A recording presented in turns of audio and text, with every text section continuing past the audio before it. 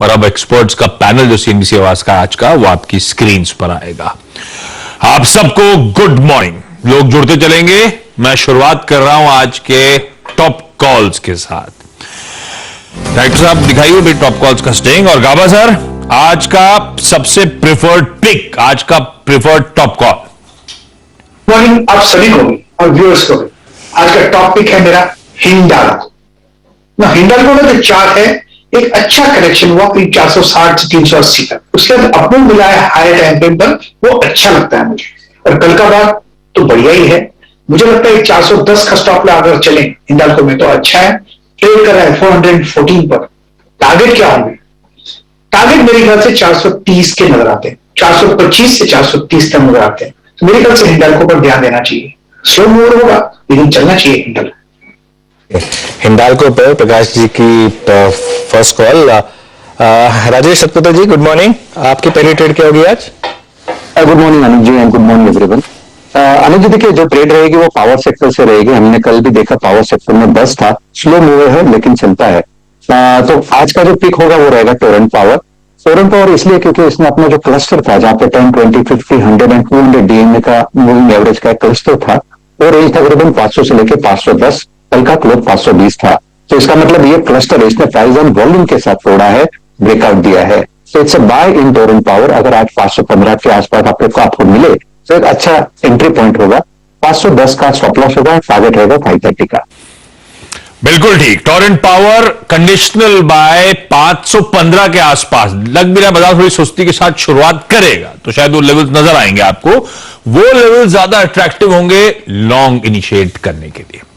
मानस, हाय, good morning. मानस, आज का preferred trade top call कौन सा?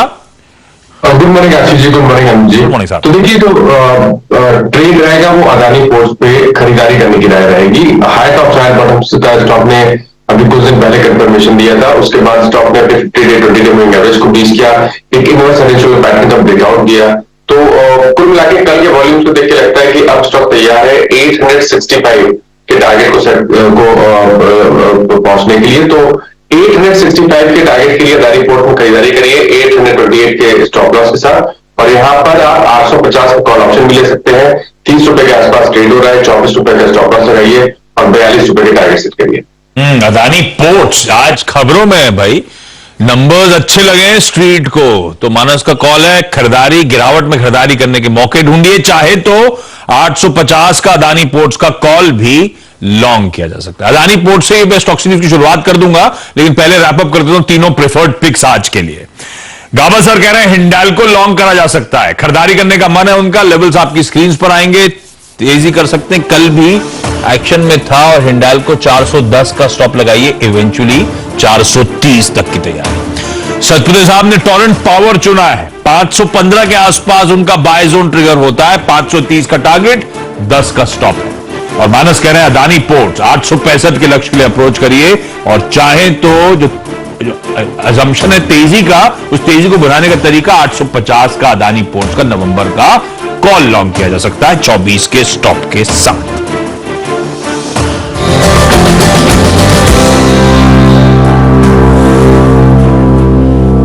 चलिए भाई, आज कुछ एक हंसता स्क्रीन पे नजर आएंगे। आज के अब इंपॉर्टेंट स्टॉक्सी न्यूज के साथ शुरुआत कर देता हूं। पहले नंबर्स, क्योंकि रिजल्ट सीजन तूल पकड़े हुए हैं।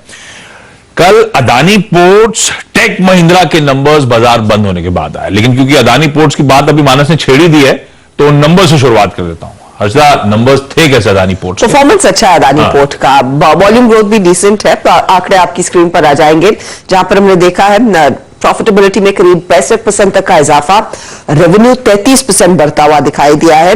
बेहतर रियलाइजेशन का फायदा और वॉल्यूम ग्रोथ का फायदा रेवेन्यू में साफ रिफ्लेक्ट हो रहा है।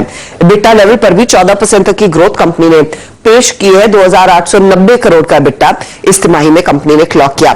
मार्जिन हालांकि 64% से 55% पर आए हैं, ये एक डैम्पनर है, लेकिन कंपनी कह रही है कि जो वॉल्यूम ग्रोथ है वो FY23 का जो गाइडेंस है वो मेंटेन होगा। 12 से 15% वॉल्यूम ग्रोथ का इंडिकेशन कंपनी ने पहले दिया था, तो उसी के साथ वो जा रहे हैं, यानी कि 350 से 360 मेट्रिक मिलियन टन के आसपास तक का यहां पर वॉल्यूम ग्रोथ देखने को मिला है। इबिटा गाइडेंस कह रहे हैं 12,200 से 12,600 करोड़ के बीच रहेगा। न्यू फॉरेक्स अकाउंटिंग के चलते थोड़ा सा रिडक्शन आ सकता है, जो वॉलिटिलिटी देखने को मिल रही है प्रॉफिटेबिलिटी में, लेकिन ओवरऑल नतीजे अच्छे और आउटलुक भी पॉजिटिव। अदानी पोर्ट्स के नंबर्स अच्छे, मानस ने तो ऑलरेडी ट्रेड बता ही दिया आपको। तेजी करने का मन चार्ट्स पे वैसे ही नजर आ रहा था, सपोर्टिव हो गए कल बाजार बंद होने के बाद जो नंबर्स आए। रखिए स्टॉक को रडार पे, रखिए वो 850 के कॉल को अपने रडार पे। दूसरा, कल 4 निफ्टी के नंबर्स आने थे, 2 तो बाजार के दौरान आ गए, 2 जो बचे हुए थे उसमें एक अदानी पोर्ट्स था, दूसरा टेक महिंद्रा के नंबर्स आए। कमेंट्री में आपने सुना था टेक महिंद्रा को लेकर बातचीत शुरू करी थी हमने। नंबर्स कैसे लगे हर्षदा? नंबर्स अगर आप देखें तो इन लाइन है। डॉलर रेवेन्यू में ज्यादा कुछ बढ़त देखने को नहीं मिली है, 0.37% का ही इजाफा देखा गया है, लेकिन प्रॉफिटेबिलिटी आप देखेंगे तो 13.6% बढ़ती हुई 1285 करोड़ का आंकड़ा आया। इबिटा में भी हम देख रहे हैं थोड़ी सी ग्रोथ देखने को मिल रही है और मार्जिन 11.4% पर है, लेकिन कांस्टेंट करेंसी रेवेन्यू ये आप ध्यान में रखिएगा, ये लगभग 2.9% पर आया क्वार्टरली बेसिस पर, 2.5% का अनुमान था। हालांकि अगर आप इसकी तुलना करते हैं बाकी पीयर्स के साथ, जहां पर टीसीएस, विप्रो, इंफोसिस सबने 4% तक का सीसी ग्रोथ दिखाया है रेवेन्यू टर्म्स में, इस कंपनी का करीब 2.9% के आसपास आकर सिमट गया। अब कंपनी की तरफ से जो टीसीवी टोटल कॉन्ट्रैक्ट वैल्यू है ये $700 मिलियन के आसपास आकी गई है। पिछले 8 क्वार्टर्स में ऑन एन एवरेज $750 मिलियन की टीसीवी हर क्वार्टर में ऐड हो रही थी। साथ ही साथ कंपनी कह रही है कि थोड़ा सा बीएफएसआई में मार्जिन पर इंपैक्ट आता हुआ दिखाई दिया है। अब वो कह रहे हैं कि यूरोप में खासतौर से रिटेल और पब्लिक स्पेंडिंग में कुछ स्लोडाउन देखने को मिल रहा है, तो उसका आगे थोड़ा सा रिफ्लेक्शन देखने को मिल सकता है, लेकिन ये ओवरऑल नंबर्स इस क्वार्टर के लिए ठीक ही है। टेक महिंद्रा ओवरऑल नंबर्स अच्छे ठीक हैं, पर कुछ तो पता ही था स्ट्रीट को कि सबसे अपने चारों निफ्टी 50 के पीयर से ठंडा परफॉर्मेंस आएगा, पर जो एक्सपेक्टेशंस थी उससे बेहतर डिलीवर करा। 2.5% कांस्टेंट करेंसी ग्रोथ के सामने 2.9% का आंकड़ा। मार्जिन्स एक्सपैंड कर गए, जो स्ट्रीट मान रहा था कि Q1 में शायद मार्जिन्स बॉटम आउट हो गए। ऑर्डर बुक्स के रन रेट डिसेंट रहा, 780 मिलियन डॉलर्स, जो पिछला जो रन रेट था उस पर बरकरार है। ऐसे में सतपुते साहब, टेक महिंद्रा पोजीशन कैसा है चार्ट पे, व्यू क्या बन रहा है? आशीष जी देखिए, चार्टिकली अगर आप देखो तो टेक महिंद्रा सस्टेन कर रहा है 1050 के ऊपर, जो आप कह सकते हैं कि इसका करीबन 20 दिन का एवरेज है।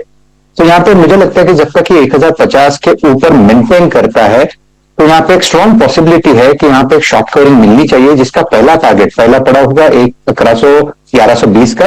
अगर वो निकल जाए यानी उसके बाद क्या होगा, तो मुझे लगता है फिर 1180 1200 भी अनफोल्ड हो सकता है। तो यहाँ पे पॉसिबिलिटी है, प्रोबेबिलिटी यही कहती है चार्टिकली कि यहाँ पे एक शॉर्ट कवरिंग रैली मिलनी चाहिए। सो लॉन्ग का ट्रेड होगा, लेकिन स्टॉप लॉस एक स्ट्रिक्ट होगा 1025 का। 1025 का स्टॉप लगाइए टेक महिंद्रा में। मैं बाकी के स्टॉक्स पे जा रहा हूं, इस बीच पालविया साहब जुड़ते हुए। पालविया साहब कहां थे सुबह, दिखे नहीं आज? आशीष जी, मुंबई है तो कभी भी कहीं भी ट्रैफिक जाम हो सकता है, तो 10 मिनट डिले हो गया उसमें। कोई इश्यू नहीं सर। पालविया साहब, बाकी स्टॉक्स पे बाद में आऊंगा, पहले आज का टॉप कॉल। तो माइंट्री पे नजर है आशीष जी, और माइंट्री में कल एक रेंज का ब्रेकआउट हुआ, प्रीवियस स्विंग हाई का भी ब्रेकआउट करते हुए दिखा है। जिस तरीके से कल मिड कैप आईटी स्टॉक्स में एक अच्छा मोमेंटम बना, हमें लगता है माइंट्री यहां से एक अच्छा मोमेंटम आज के सेशन में भी कंटिन्यू करते हुए दिख सकता है। माइंट्री फ्यूचर हम एक्सपेक्ट कर रहे हैं अपसाइड के टारगेट आना चाहिए 3580 से 3620 तक की अपसाइड यहाँ पे आते हुए दिख सकती है। स्टॉप लॉस रखेंगे करीब 3480 के आसपास। 3580 का स्टॉप लॉस रखेंगे। माइंट्री में अच्छा खासा ब्रेकआउट आया था। अच्छा, एक बार हर्षदा के पास वापस चलते हैं। हर्षदा, ये एनबीएफसी में थोड़े इंटरेस्टिंग नंबर्स थे कल। Cholamandalam, LIC housing, Karnataka bank, ये कुछ नतीजे आए हैं। चोला के साथ शुरुआत करते हैं, जहां पर परफॉर्मेंस अच्छा है। ब्याज से आय में करीब 18.5% तक की वृद्धि देखने को मिली है।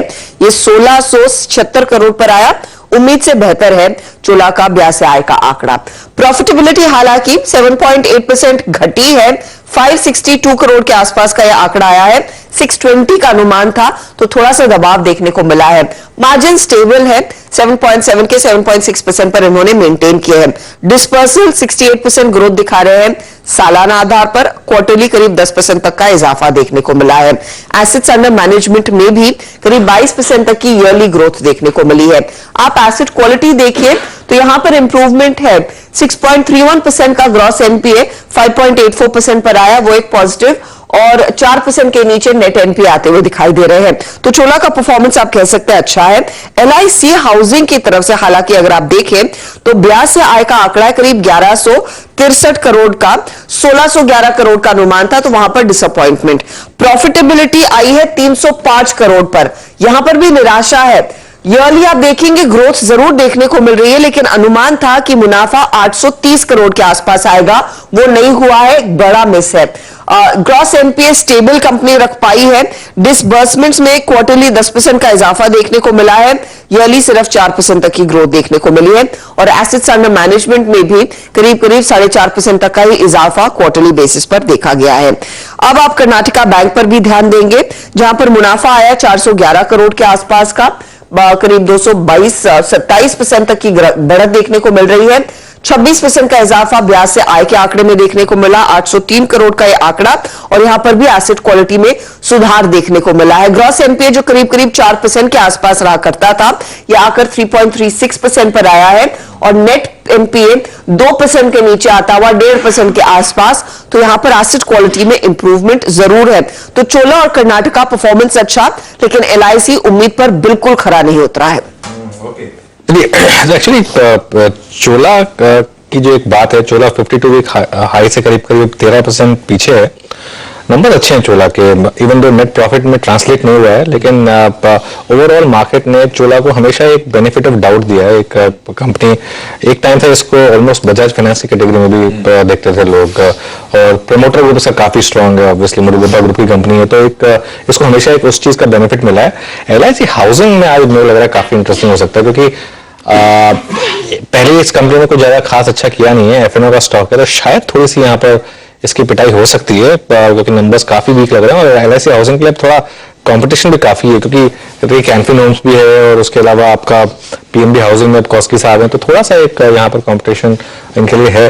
हालांकि स्टॉक इस 1 ईयर में करीब 6% डाउन है। मेरे ख्याल गौरांग जी हमारे साथ जुड़ गए हैं। गौरांग जी गुड मॉर्निंग। पहले इसी सेक्टर पर बात कर लेते हैं, ये जो 2 नंबर्स आए एलआईसी हाउसिंग और चोलामंडलम, इस पर क्या व्यू है आपका इन दोनों स्टॉक्स पर, उसके बाद आगे की बात करेंगे। धन्यवाद अनुज आपको, और आप सभी को शुभ प्रभात हमारी तरफ से। तो जैसे अभी हर्षदा जिक्र कर रहे थे, निराशा बिल्कुल है एलआईसी हाउसिंग फाइनेंस के नतीजों में, और शायद दबा हो सकता है, और चोला पर भी हमारी बुनियादी तर्क के आधार पर खरीदारी की राय है, और एलआईसी हाउसिंग पर भी है। लेकिन नतीजे कल मेरे ख्याल से बाजार बंद होने के बाद आए, तो थोड़ा बहुत चयन करना पड़ेगा नतीजों को देख करके, और जो लक्ष्य है वो उनको नीचे की तरफ के लाने पड़ेंगे, क्योंकि निराशा स्पष्ट रूप से दिखाई देती है। हालांकि ये बात जरूर है अनुज कि अगर रियल एस्टेट में सुधार हो रहा है तो उसकी एक सकारात्मक सा रुझान हाउसिंग फाइनेंस एचएफसीज पर आना चाहिए, लेकिन जिस तरीके से दबाव और अंडर परफॉर्मेंस एलआईसी में हम देख रहे हैं पिछले कुछ समय से, वो थोड़ा निराशाजनक है। तो खरीदारी की राय है, लेकिन लक्ष्य मेरे ख्याल से नीचे की तरफ लेके आएंगे हम एलआईसी हाउसिंग फाइनेंस पर, और चोला पर डेफिनेटली खरीदारी की राय है। जैसे आप जिक्र कर रहे थे, एक सक्षम मजबूत दक्षिण भारत स्थापित कंपनी है, मैनेजमेंट काफी सक्षम है, और यहां पर मेरे ख्याल से रुझान बेहतर नजर आता है। ओके, जैसा रिजल्ट था वैसे ही व्यू भी बन रहे हैं इन दोनों स्टॉक्स को लेकर। अच्छा, चोला पे सीएलएसए का आउट परफॉर्मेंस का कॉल है, 820 के टारगेट, यहां से ₹125 के आसपास के उछाल के एक्सपेक्टेशन लेके चल रहे हैं। हाँ, मॉर्गन स्टैनली जरूर थोड़ा सा इक्वल वेट, लेकिन फिर भी वो 725 के टारगेट्स हैं। एलआईसी हाउसिंग मॉर्गन स्टैनली का अंडर वेट 375 के लक्ष्य, और एलआईसी हाउसिंग के साथ ध्यान रखें एनआईएम्स क्या कॉन्ट्रैक्शन है, 1.8% पे पहुंच गए इस कंपनी के एनआईएम्स। प्रोविजंस में साल दर साल तगड़ा उछाल, इंटरनल्स बहुत वीक। ऐसे में मानस एलआईसी हाउसिंग और चोला दोनों के चार्ट्स बताइए कैसे हैं, आज कैसा बिहेवियर एंटिसिपेट कर रहे हैं, और किसी में कोई क्लियर कट ट्रेड का मौका हो तो बताइए। तो देखिए, अगर हम एलआईसी की बात करें तो अभी 3 दिन पहले एलआईसी ने अपने पिछले हाई को टेस्ट करने के बाद वहां पर वीकनेस दिखाई, तो टेक्निकली वो एक डबल टॉप बना है। 2 दिन पहले 50-day मूविंग एवरेज के नीचे फिसला, तभी इंडिकेशन मिल गया था कि शायद यहाँ गिरावट बढ़ेगी, और अब मेरा समझना है कि ये 385 की तरफ जाएगा, जो कि 200 मूविंग एवरेज है। तो वीक स्ट्रक्चर है। अगर आप एक एग्रेसिव ट्रेडर है और अगर आपको 402 रुपए तक के भाव देखने को मिले तो शॉर्ट करने की राय रहेगी। 408 का स्टॉप लॉस रही है और 385 के टारगेट सेट करिए LIC हाउसिंग में। चोला में देखिए वीकनेस है, क्योंकि अभी भी चार्ट पे अगर आप देखिए तो कहीं पर रिवर्सल के साइन नहीं है। लगातार स्टॉक डेली चार्ट पे लोअर टॉप लोअर बॉटम बना रहा है, 20 day 100 day 50 day moving average के नीचे ट्रेड कर रहा है। तो यहाँ पर फिलहाल के लिए खरीदारी करने की राय नहीं है। खरीदारी करने की राय केवल और केवल ब्रेकआउट पे होगी। अगर 725 रुपए के ऊपर निकलेगा तभी आपको चोला फाइनेंस में खरीदारी करनी है। और अपनी अगर आपके पास लॉन्ग पोजीशन है तो 200 डे मूविंग एवरेज नजदीक है, तो वहीं पर आपको अपना स्टॉप लॉस रखना है। तो 684 का आपको स्टॉप लॉस रखना है अपनी रिमेन जो पोजीशन आपके पास ऑलरेडी है लॉन्ग पोजीशन, लेकिन फ्रेश खरीदारी केवल 725 रुपए के ऊपर करेंगे। बिल्कुल ठीक। तो 725 जो मॉर्गन स्टैनले का टारगेट है, अगर उसके ऊपर जा रहा है दरअसल तो फिर ट्रेड सेटअप बढ़िया होता है चोला का। LIC हाउसिंग फाइनेंस रडार पर रखेंगे। काफी वीक परफॉर्मेंस के बाद देखते हैं आज किस तरह की इक्वेशन बनती है वहां पे, और जरूरत पड़ी तो फिर से ओपनिंग के बाद एक बार रिविजिट कर लिया जाएगा उस स्टॉक को। एक और डिसअपॉइंटमेंट आया, वो है वोल्टास के नंबर्स। कल ये स्टॉक तो अच्छी तेजी दिखा रहा था, मेरे ख्याल से नहीं वोल्टास क्या था 3% 4% का उछाल था, और नंबर्स कैसे रहे? डिसअपॉइंटमेंट है, क्योंकि मुनाफा अनुमान था 80 करोड़ के आसपास आएगा, लेकिन कंपनी ने लॉस पेश किया है करीब 6 करोड़ का। तो वहां पर बात बिगड़ गई है। 104 करोड़ के मुनाफे के मुकाबले 6 करोड़ का लॉस दिखाया है। साथ ही साथ रेवेन्यू आप देखें तो सिर्फ 4% बढ़ा है इस क्वार्टर में, 1739 करोड़ के आसपास। EBITDA पर खासा प्रेशर, 34% की गिरावट देखने को मिली है EBITDA पर। और मार्जिन आप देखें, मार्जिन इंप्रूव जरूर हुए हैं। ये 4.1% पर आए, इंप्रूवमेंट नहीं है, उल्टा है ये। अपेक्षा थी 6.1% के आसपास मार्जिन आएंगे, लेकिन मार्जिन पर आया है दबाव। तो क्लियरली इनपुट कॉस्ट जिस तरह से बढ़े हैं उसका कहीं ना कहीं इंपैक्ट देखने को मिला है। लेकिन जो दिक्कत आई है ना, वो इनकी जो यूनिटरी कूलिंग यूनिट है, प्रोडक्ट्स है, वहां पर देखने को मिल रहा है दबाव, क्योंकि एकदम flat year on year growth देखने को मिल रही है वहां पर। इंजीनियरिंग प्रोडक्ट्स और सर्विसेज में हालांकि थोड़ा सा परफॉर्मेंस बेहतर देखा गया है, लेकिन जो प्रॉफिट पर झटका लगा है वो दरअसल निराशाजनक है।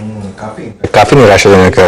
ये जो यूनिटरी कूलिंग बेसिकली जो AC का बिजनेस है उसमें काफी ज्यादा वीकनेस है, और प्रॉफिट जो है एक्सेप्शनल आइटम से पहले प्रॉफिट है, लेकिन फिर भी कम हुआ है। और EBITDA मार्जिन जो है काफी गिरा है, 5.8% इसका EBITDA मार्जिन आया है। तो गुरांग जी, वोल्टास पर क्या करें, क्योंकि पहले भी कई बार ये वीक रिजल्ट पे भी गिरता नहीं है।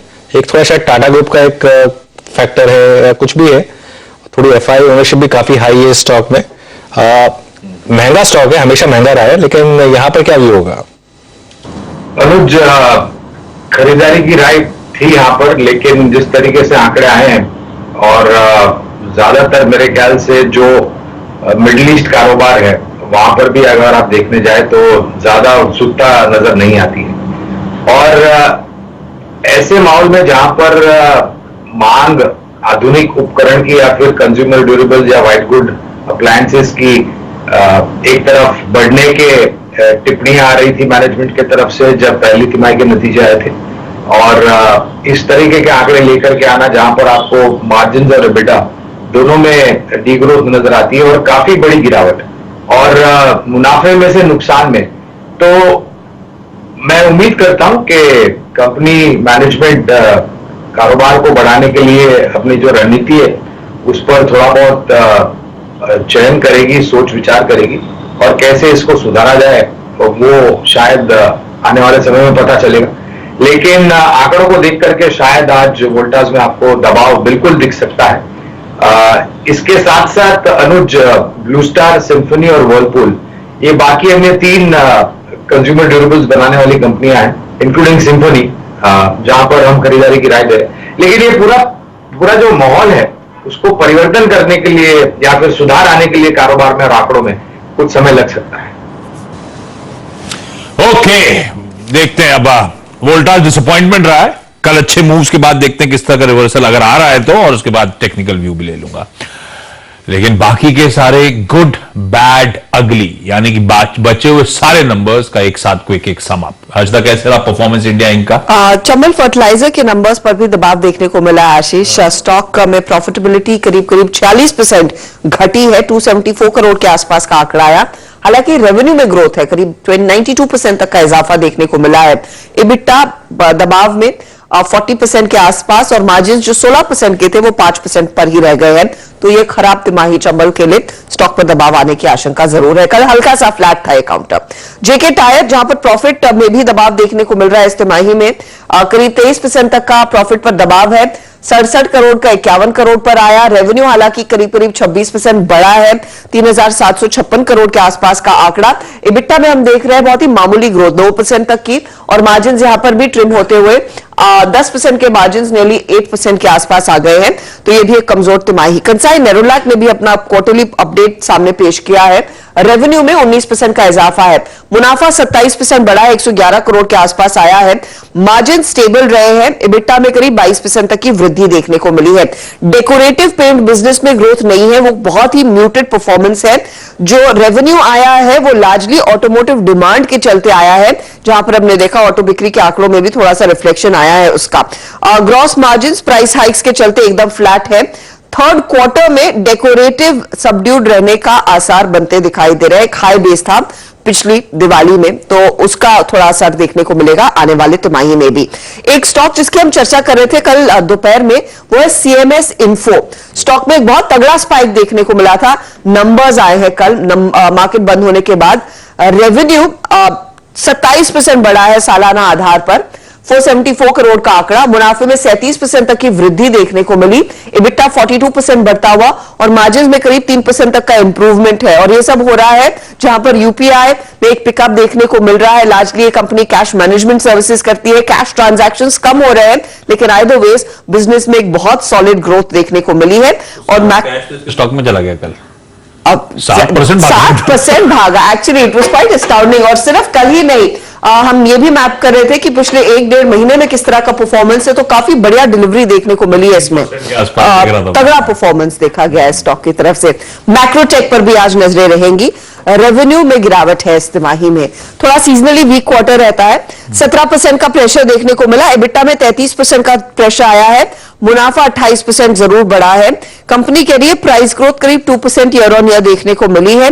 प्री सेल्स के आंकड़ों में क्वार्टरली करीब 12% का इजाफा। कलेक्शंस हालांकि डिप करते हुए 9% की गिरावट देखने को मिल रही है। लो कंस्ट्रक्शन एक्टिविटी श्राद्ध के चलते वहां पर पिकअप नहीं रहा। ओके, चलिए काम करते हैं, अब थोड़ा सा मूव आउट करते हैं इससे, और एक बार यतिन के पास चलते हैं। मैं क्योंकि इसलिए जा रहा हूँ क्योंकि बहुत इंटरेस्टिंग ब्रोकरेज व्यूज आए हैं सन फार्मा पर, और काफी स्ट्रॉन्ग स्टॉक रहा है 52 वीक हाई के बेहद करीब। और ऐसा लग रहा है कि कई लोगों ने एस्टिमेट रेज किए। इनफैक्ट ये आज का one of the stocks of the day भी शायद हो सकता है। यतिन बताइए क्या कह रहे हैं ब्रोकरेजेस। Good morning. देखिए, सन फार्मा की अगर हम बात करें तो एक पहलू हमको देखना चाहिए। सबसे पहले जब नतीजे आए तब लोगों को लगा इनलाइन है, बट कंसोलिडेटेड बेसिस पे देखें तो टैरो के रिजल्ट्स नरम थे।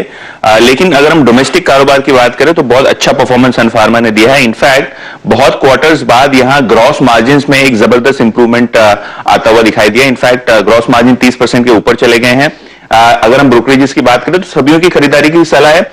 इनफैक्ट सिटी और जेफरीज ये दोनों ब्रोकरेजेस ने टारगेट्स भी बढ़ाए हैं। सबसे ज्यादा टारगेट जो है सिटी का है लगभग 1320 रुपए का, लेकिन ऑन एन एवरेज 1100-1200 की रेंज में आपको टारगेट्स होते हुए दिखाई देंगे सन फार्मा के। इसके अलावा जो स्पेशलिटी फार्मा बिजनेस है, यहां आपको अच्छा ट्रैक्शन दिखाई दे रहा है। इनफैक्ट मैनेजमेंट बहुत ही कॉन्फिडेंट है कि डोमेस्टिक मार्केट में उनका जो मार्केट शेयर है वो बढ़ते रहेगा, और स्पेशलिटी कारोबार में भी अच्छा ट्रैक्शन है। यूएस मार्केट हालांकि डिपेंडेंट रहेगा अप्रूवल्स के ऊपर, लेकिन ओवरऑल अगर हम बात करें तो ग्रॉस मार्जिन से लेके जो स्पेशलिटी कारोबार पे जो कमेंट्री है वो बहुत तगड़ी रही है। सन फार्मास्यूटिकल्स, तो कल बाजार के दौरान नंबर्स के बाद जो एनालिस्ट मीट हुई, उसके बाद ब्रोकरेजेस और बुलिश होते हुए इस स्टॉक पर। हरांग सर, सन फार्मास्यूटिकल्स प्रेफर्ड प्ले है? फार्मा सेक्टर में जो हमारी सूची है उसमें से प्राथमिकता अगर आप हमें पूछते हैं आशीष, तो सन फार्मा, डिवीज लेबोरेटरीज, डॉक्टर रेड्डीज और सिप्ला, ये 4 प्राथमिक नाम होंगे जहां पर हम राय देंगे खरीदारी या लंबी अवधि के लिए निवेश करने के लिए। और सन फार्मा पर जिस तरीके से नतीजे आए हैं, स्वाभाविक है कि हम हमारे जो लक्ष्य पहले थे उसको ऊपर की तरफ साधेंगे। बढ़िया मूव जैसे सन फार्मा में ऑफ लेट देखने को भी मिले हैं। थोड़ा सा लंबा चार्ट उठाएंगे तो देखेंगे आप क्या एक तरफा तेजी बनी हुई है, और ये शायद ले जा रही है हमें 1100 और 1300 के बैंड तक, ऐसा ब्रोकरेजेस मानते हैं। बाकी के स्टॉक से न्यूज। कल ऑटो नंबर्स बिक्री के कुछ आंकड़े आ गए थे बाजार के दौरान, कुछ बाजार बंद होने के बाद आए। हर्षदा कैसे रहे? हीरो मोटोकॉर्प ने परफॉर्मेंस अच्छा नहीं दिखाया, यहां पर दबाव देखने को मिला है। ईयरली बेसिस पर अगर आप देखें 17% का डिप है, 4.55 लाख यूनिट्स यहां पर कंपनी ने बेची है। तो ये दरअसल निराशाजनक है। एक्सपोर्ट्स में भी प्रेशर देखने को मिला है, 42% तक का डिक्लाइन देखने को मिला है एक्सपोर्ट्स में। लेकिन दूसरी तरफ रॉयल एनफील्ड के जो बिक्री के आंकड़े हैं वो अच्छे हैं, चाहे वो आप मंथली देखें या फिर ईयरली देखें, परफॉर्मेंस बढ़िया। ईयरली आंकड़ा आया है आपके सामने 86% तक की बढ़त, 82,235 यूनिट्स। 350 सीसी एंड बियॉन्ड की गाड़ियों में सबसे ज्यादा ट्रैक्शन देखने को मिल रहा है कंपनी के लिए, परफॉर्मेंस काफी अच्छा है। इसके अलावा आप देखेंगे टीवीएस मोटर स्टॉक एक आउट परफॉर्मर रहा है, लेकिन बिक्री के आंकड़े अगर आप देखें तो 2% का इजाफा देखने को मिला है। 3,60,000 यूनिट्स कंपनी ने बेची है। यहां पर टू व्हीलर सेल्स में करीब 1% तक की ग्रोथ है। ईवी सेल्स खासतौर से अक्टूबर के महीने में पिकअप दिखा रही हैं, 8,103 यूनिट्स इन्होंने बेची है।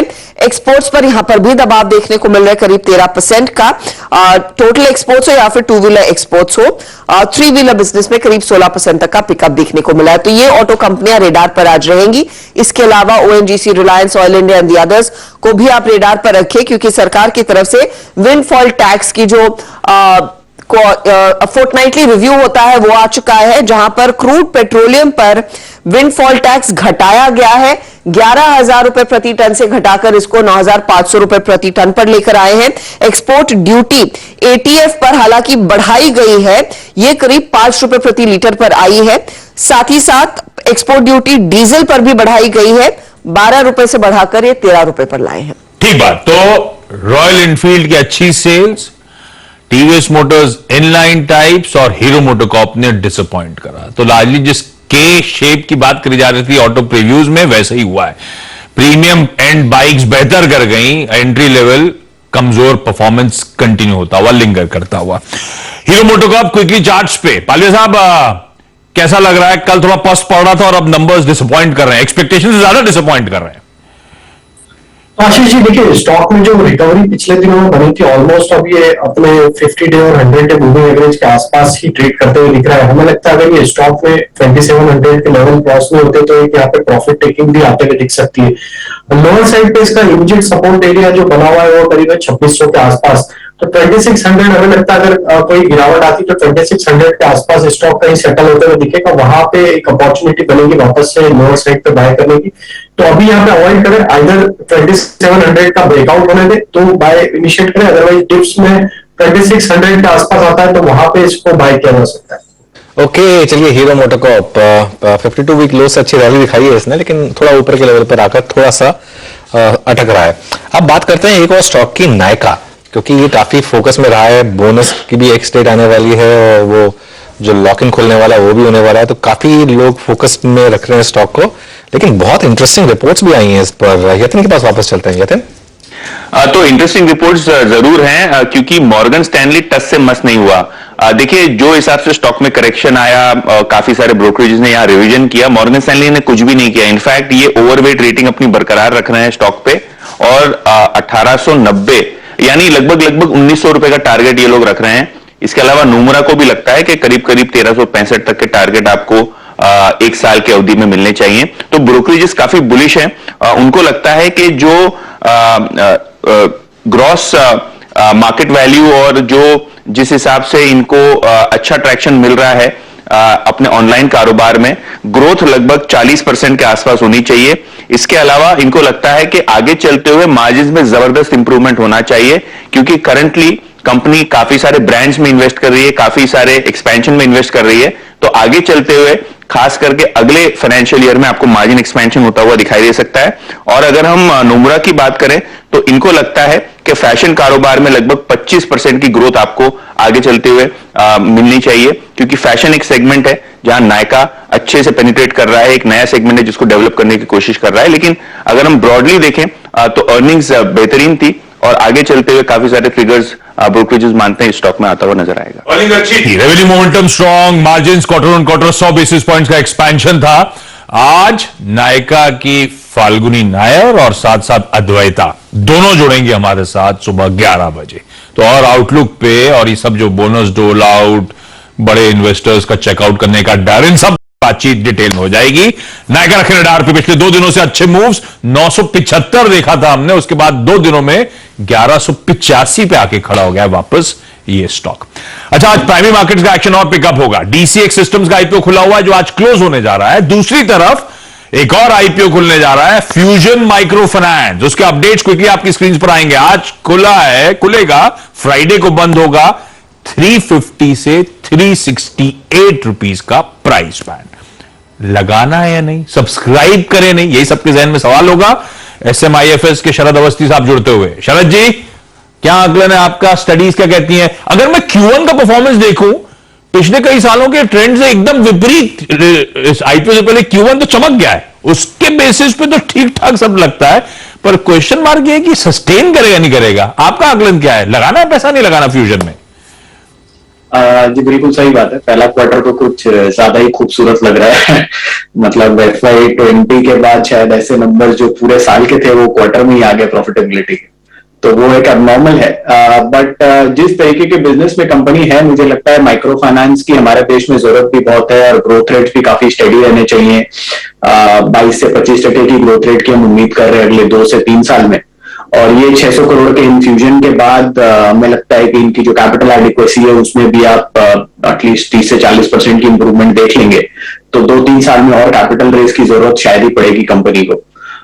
तो उस हिसाब से ग्रोथ अगर 20-30% रहती है, अभी 170 की बुक वैल्यू है, वैल्यूएशन भी महंगी नहीं है, और एसएचजीज में इन्होंने जैसे एनपीएस को इवन कोविड के टाइम भी मैनेज किया है, मैक्सिमम इनका 5.1% पे जीएनपीएस गए थे और अभी वापस एक डाउनवर्ड ट्रेंड में वो आ गया है।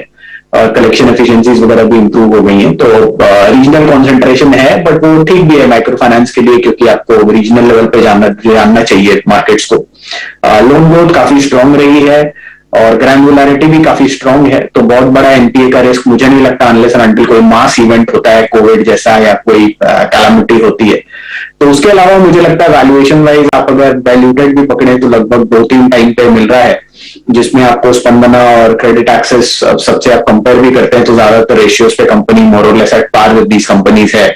साइज क्रेडिट एक्सेस से थोड़ा कम है, बट 7-7.5 हजार करोड़ की एयू में हम ये उम्मीद कर रहे हैं कि 25-30% की ग्रोथ कंपनी आसानी से क्लॉक इन करेगी अगले 2-3 साल। तो उस हिसाब से मुझे लगता है अट्रैक्टिवली प्राइस्ड है, बहुत महंगा नहीं दे रहे हैं, तो लिस्टिंग गेन्स भी हो सकते हैं और लॉन्ग टर्म इन्वेस्टर्स भी अप्लाई कर सकते हैं। लिस्टिंग गेन्स भी लॉन्ग टर्म के लिए भी अट्रैक्टिव लगता है शरद अवस्थी साहब को। अवस्थी साहब, थैंक यू। बस बड़ा सवाल ये रहेगा जो सब क्लोजली वॉच आउट करेंगे, ये Q1 का बढ़िया मोमेंटम किस हद तक आगे सस्टेन करता है, वो सबसे कीनली वॉच आउट करने की जरूरत।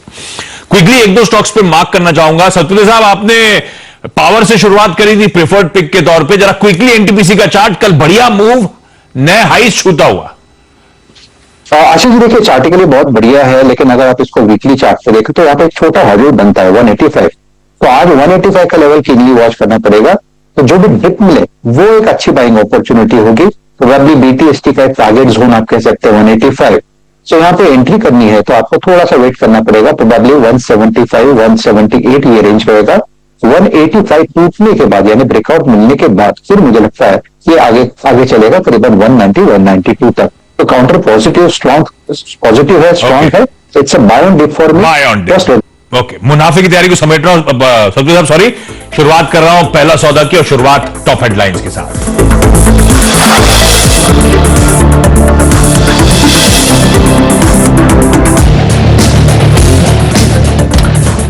स्वागत है आप सभी का पहला सौदा में। जी हां, इस कार्यक्रम में अब आप शिरकत कर रहे हैं मुनाफे की तैयारी देखने के बाद। ग्लोबल मार्केट्स, निफ्टी बैंक पे आपकी report, stocks and news, brokerage report, सब कुछ देखने के बाद स्वागत है आप सभी का पहला सौदा में। ग्लोबल मार्केट्स अगर आप देखें थोड़े सपोर्टिव ही है, बहुत अगर आप देखें कोई बड़ा उलटफेर नहीं है। यूएस पर हल्का सा अगर आप देखें जिसे कहते हैं कंसोलिडेशन का दौर कायम है। बाकी रेस्ट ऑफ एशिया आपकी स्क्रीन पर आएगा, जहां पे कि आज रेस्ट्रिक्टेड गेन्स नजर आ रहे हैं। डाउ फ्यूचर्स जैसे कि आशीष ने मेंशन किया अभी भी अगर आप देखें पॉजिटिव है। लेट्स चेक अब जरा एक बार ओपनिंग ट्रैजेक्टरी को देखते हैं। शुरुआती टिक्स 18068 आपकी स्क्रीन पर। डॉक्टर साहब, कुछ देर में आप टेक महिंद्रा, अदानी पोर्ट्स और साथ ही साथ वोल्टास, ये 3-4 स्टॉक्स जो है ना वो एग्जैक्टली रखिएगा स्क्रीन पे। और उससे देखिए टेक महिंद्रा आपकी स्क्रीन पे बिल्कुल फ्लैट 1073, अदानी पोर्ट्स करीब 1% ऊपर 854। ये स्टॉक 2 दिन से काफी स्ट्रॉन्ग मोमेंटम में, और जैसे कि बातचीत हो रही थी मुनाफे की तैयारी में, वोल्टास नंबर से हर पैमाने पर खराब, मार्जिन से देखिए काफी खराब, वोल्टास अगर देखिए बैकफुट पे खुलता हुआ। लेकिन एक बार मैं ब्रॉडर मार्केट्स को देखूं तो निफ्टी करीब 18,106 39 अंक नीचे। रुझान में अदानी पोर्ट सबसे ऊपर 1.5% ऊपर, आयशा मोटर्स लगभग 2.5% ऊपर। कल अगर आप देखिए पिटा था कल ऑटो में हायर लेवल से काफी शॉर्टिंग हुई थी। मेट्रोपोलिस अपने उस ड्रीम रन को लोअर लेवल से जो एक पुल बैक देखने को मिला है अब तक वो कंटिन्यू करता हुआ। ओएनजीसी विनफॉल टैक्स में आप देखिए reduction. DBL, Tata Motors, Wipro, Bajaj auto, ये कुछ और काउंटर्स जो कि अच्छा तेजी दिखाते हुए। एचडीएफसी बैंक फर्मली अगर आप देखिए करीब 15-20 की ट्रेजेक्टरी में। और साथ ही साथ एक चीज स्क्रीन पे विजिबल है कि आईटी का जो कल का बहुत स्ट्रॉन्ग स्विंग था वो स्क्रीन पर अभी भी विजिबल है। Look at Tech Mahindra, TCS, HCL technologies, सारे के सारे स्टॉक्स अच्छा कर रहे हैं। कल निफ्टी आईटी 100-डे एक्सपोनेंशियल मूविंग एवरेज के ऊपर बंद हुआ था। बैकफुट पे क्या है? इट्स वोल्टास, सिप्ला, भारतीय एयरटेल एंड आईटीसी। इन्फोसिस हल्का सा बैकफुट पे, इट्स 1561। लेकिन ट्रेजेक्टरी क्या है? 18,124, काफी हद तक एक फ्लैट ओपनिंग के सर्कमस्टेंसेस और हालात। आशीष, ठीक है, ये शुरुआती टिक्स हैं। एक बार सेटल हो जाए प्राइसेस तो रिविजिट करेंगे स्ट्रैटेजी को। रुपया आपकी स्क्रीन पर 82.64, कल 69, 82.69 पे क्लोज, तो 4-5 पैसे की मजबूती इस समय रुपए में। फ्लैटिश ओपनिंग, हल्की मजबूती के साथ। कमोडिटी की ओपनिंग्स प्लीज दिखा दीजिए। कच्चा तेल ये इंटरनेशनल मार्केट्स में $95 तक इंचअप भी कर गया है। हमारे बाजार में भी 1.25% से ज्यादा के उछाल के साथ ओपनिंग। चांदी 150 रुपए मजबूती के साथ खुल रही है, 1/4% का उछाल। सोना 85 रुपए, 84 रुपए के आसपास का जंप, 5586 के लेवल्स पर सोना कामकाज करता हुआ। आज सुबह जो सीधा सौदा के 20 स्टॉक्स हाईलाइटेड थे उनका एक क्विक रैप अप अब आपकी स्क्रीन पर।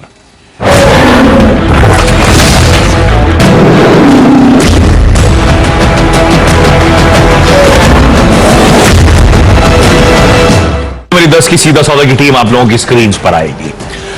भारतीय, लार्सन एंड टूब्रो अच्छे नंबर्स के बाद अभी भी कंटिन्यू कर रहा हूं। अच्छे रिजल्ट्स थे, अच्छे स्ट्रॉन्ग स्टेट पे काउंटर्स नजर आए। वोल्टास का डिसअपॉइंटिंग परफॉर्मेंस, मार्जिन का कॉन्ट्रैक्शन तगड़ा।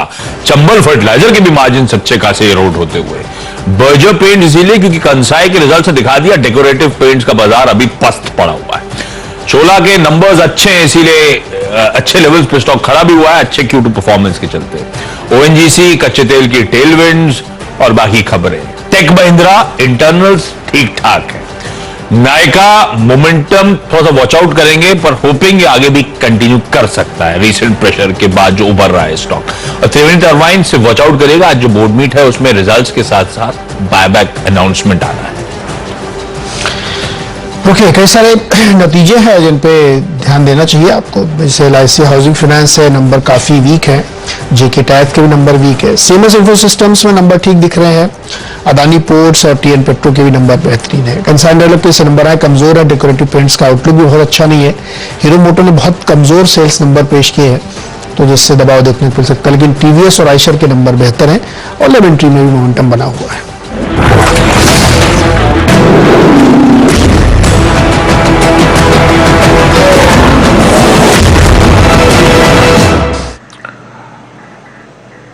ओके, तो राजेश जी आपने ओपनिंग ट्रेजेक्टरी जो आपको मिल रही है इट्स 18,133 लाइकली टू बी, करीब 11 अंक नीचे या फिर एकदम फ्लैट ट्रेजेक्टरी आपको मिलेगी।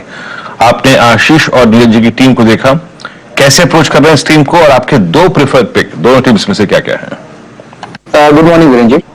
देखिए आशीष जी की टीम से शुरुआत करूंगा। मुझे लगता है यहाँ पे सबसे बढ़िया पिक जो है वो आईटी स्पेस से रहेगा, टेक महिंद्रा।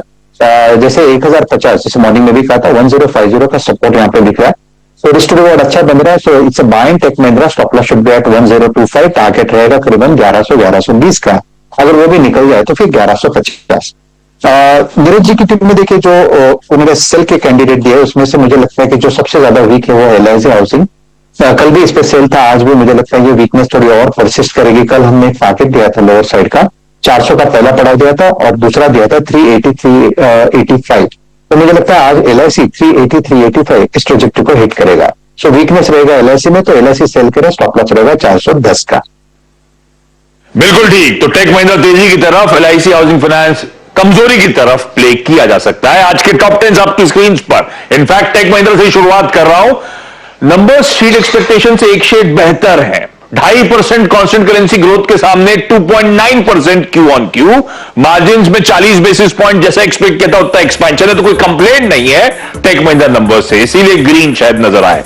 अदानी पोर्ट्स दूसरी निफ्टी की कंपनी जिसके बाजार बंद होने के बाद नंबर्स आए, नंबर्स बढ़िया है, रेवेन्यूज में 33% का मोमेंटम और बाकी के इंटरनल्स भी बढ़िया है। मानस का प्रेफर्ड ट्रेडिंग आइडिया भी था। वोल्टास डिसअपॉइंटमेंट, और डिसअपॉइंटमेंट लार्जली ऑपरेशनली नजर आया, मार्जिन्स अच्छे खासे कॉन्ट्रैक्ट हो रहे हैं, इसलिए वोल्टास के नंबर्स को नोट डाउन करिएगा, कल अच्छे उछाल के बाद देखते हैं आज किस तरह का मोमेंटम बनता है। चोला इन्वेस्टमेंट के नंबर्स डिसेंट हैं, अच्छा परफॉर्मेंस है। सीएमएस इन्फो कल अच्छी मूव्स ऑलरेडी दिखा चुका है, लेकिन नंबर्स अच्छे हैं इस कंपनी के, रेवेन्यूज में 27% का उछाल, उसके सामने मुनाफा 37% का जंप।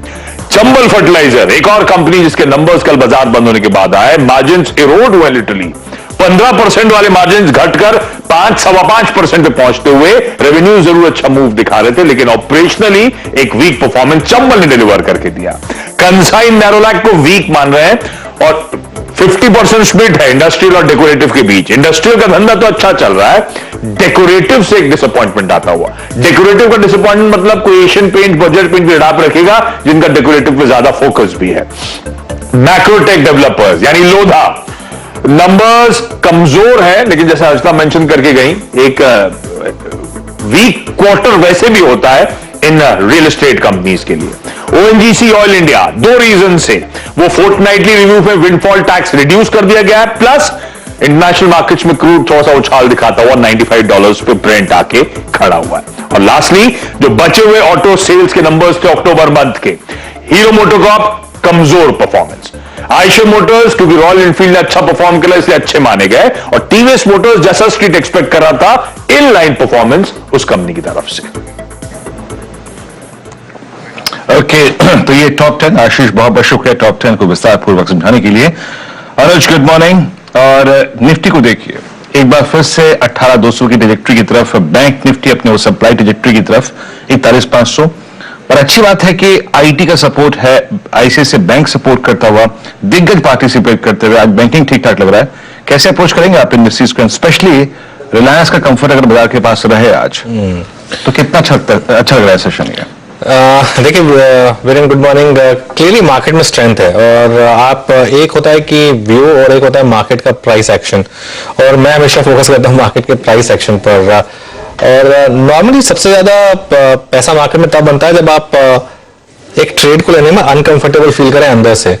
तो इस समय मुझे पिछले कई दिनों से लोग कह रहे हैं कि आप इतने बुलिश क्यों हैं मार्केट पर, उसका एक रीजन था, क्योंकि एक लग रहा था कि मार्केट में लोग अनकंफर्टेबल थे, लोगों ने मिस आउट कर दिया था इस रैली को। और नॉर्मली जब भी ये मिस आउट होती है रैली में तो एक मार्केट उसके लिए ऊपर नॉर्मली जाता रहता है। वो 16,800 से जो रैली स्टार्ट हुई, वो जो रिकॉर्ड एफआई शॉर्ट्स थे वो रुकी ही नहीं है, अब 18,200 पर करीब आकर मेरे ख्याल से आ गई है। जो मैं सुबह बात बोल रहा था वही मैं रिपीट करूंगा। अब इस मार्केट में आपको अप्रोच कैसे करना है कि trading stop loss, trading stop loss एक बहुत ही पावरफुल टूल होता है मार्केट में ट्रेडर के लिए।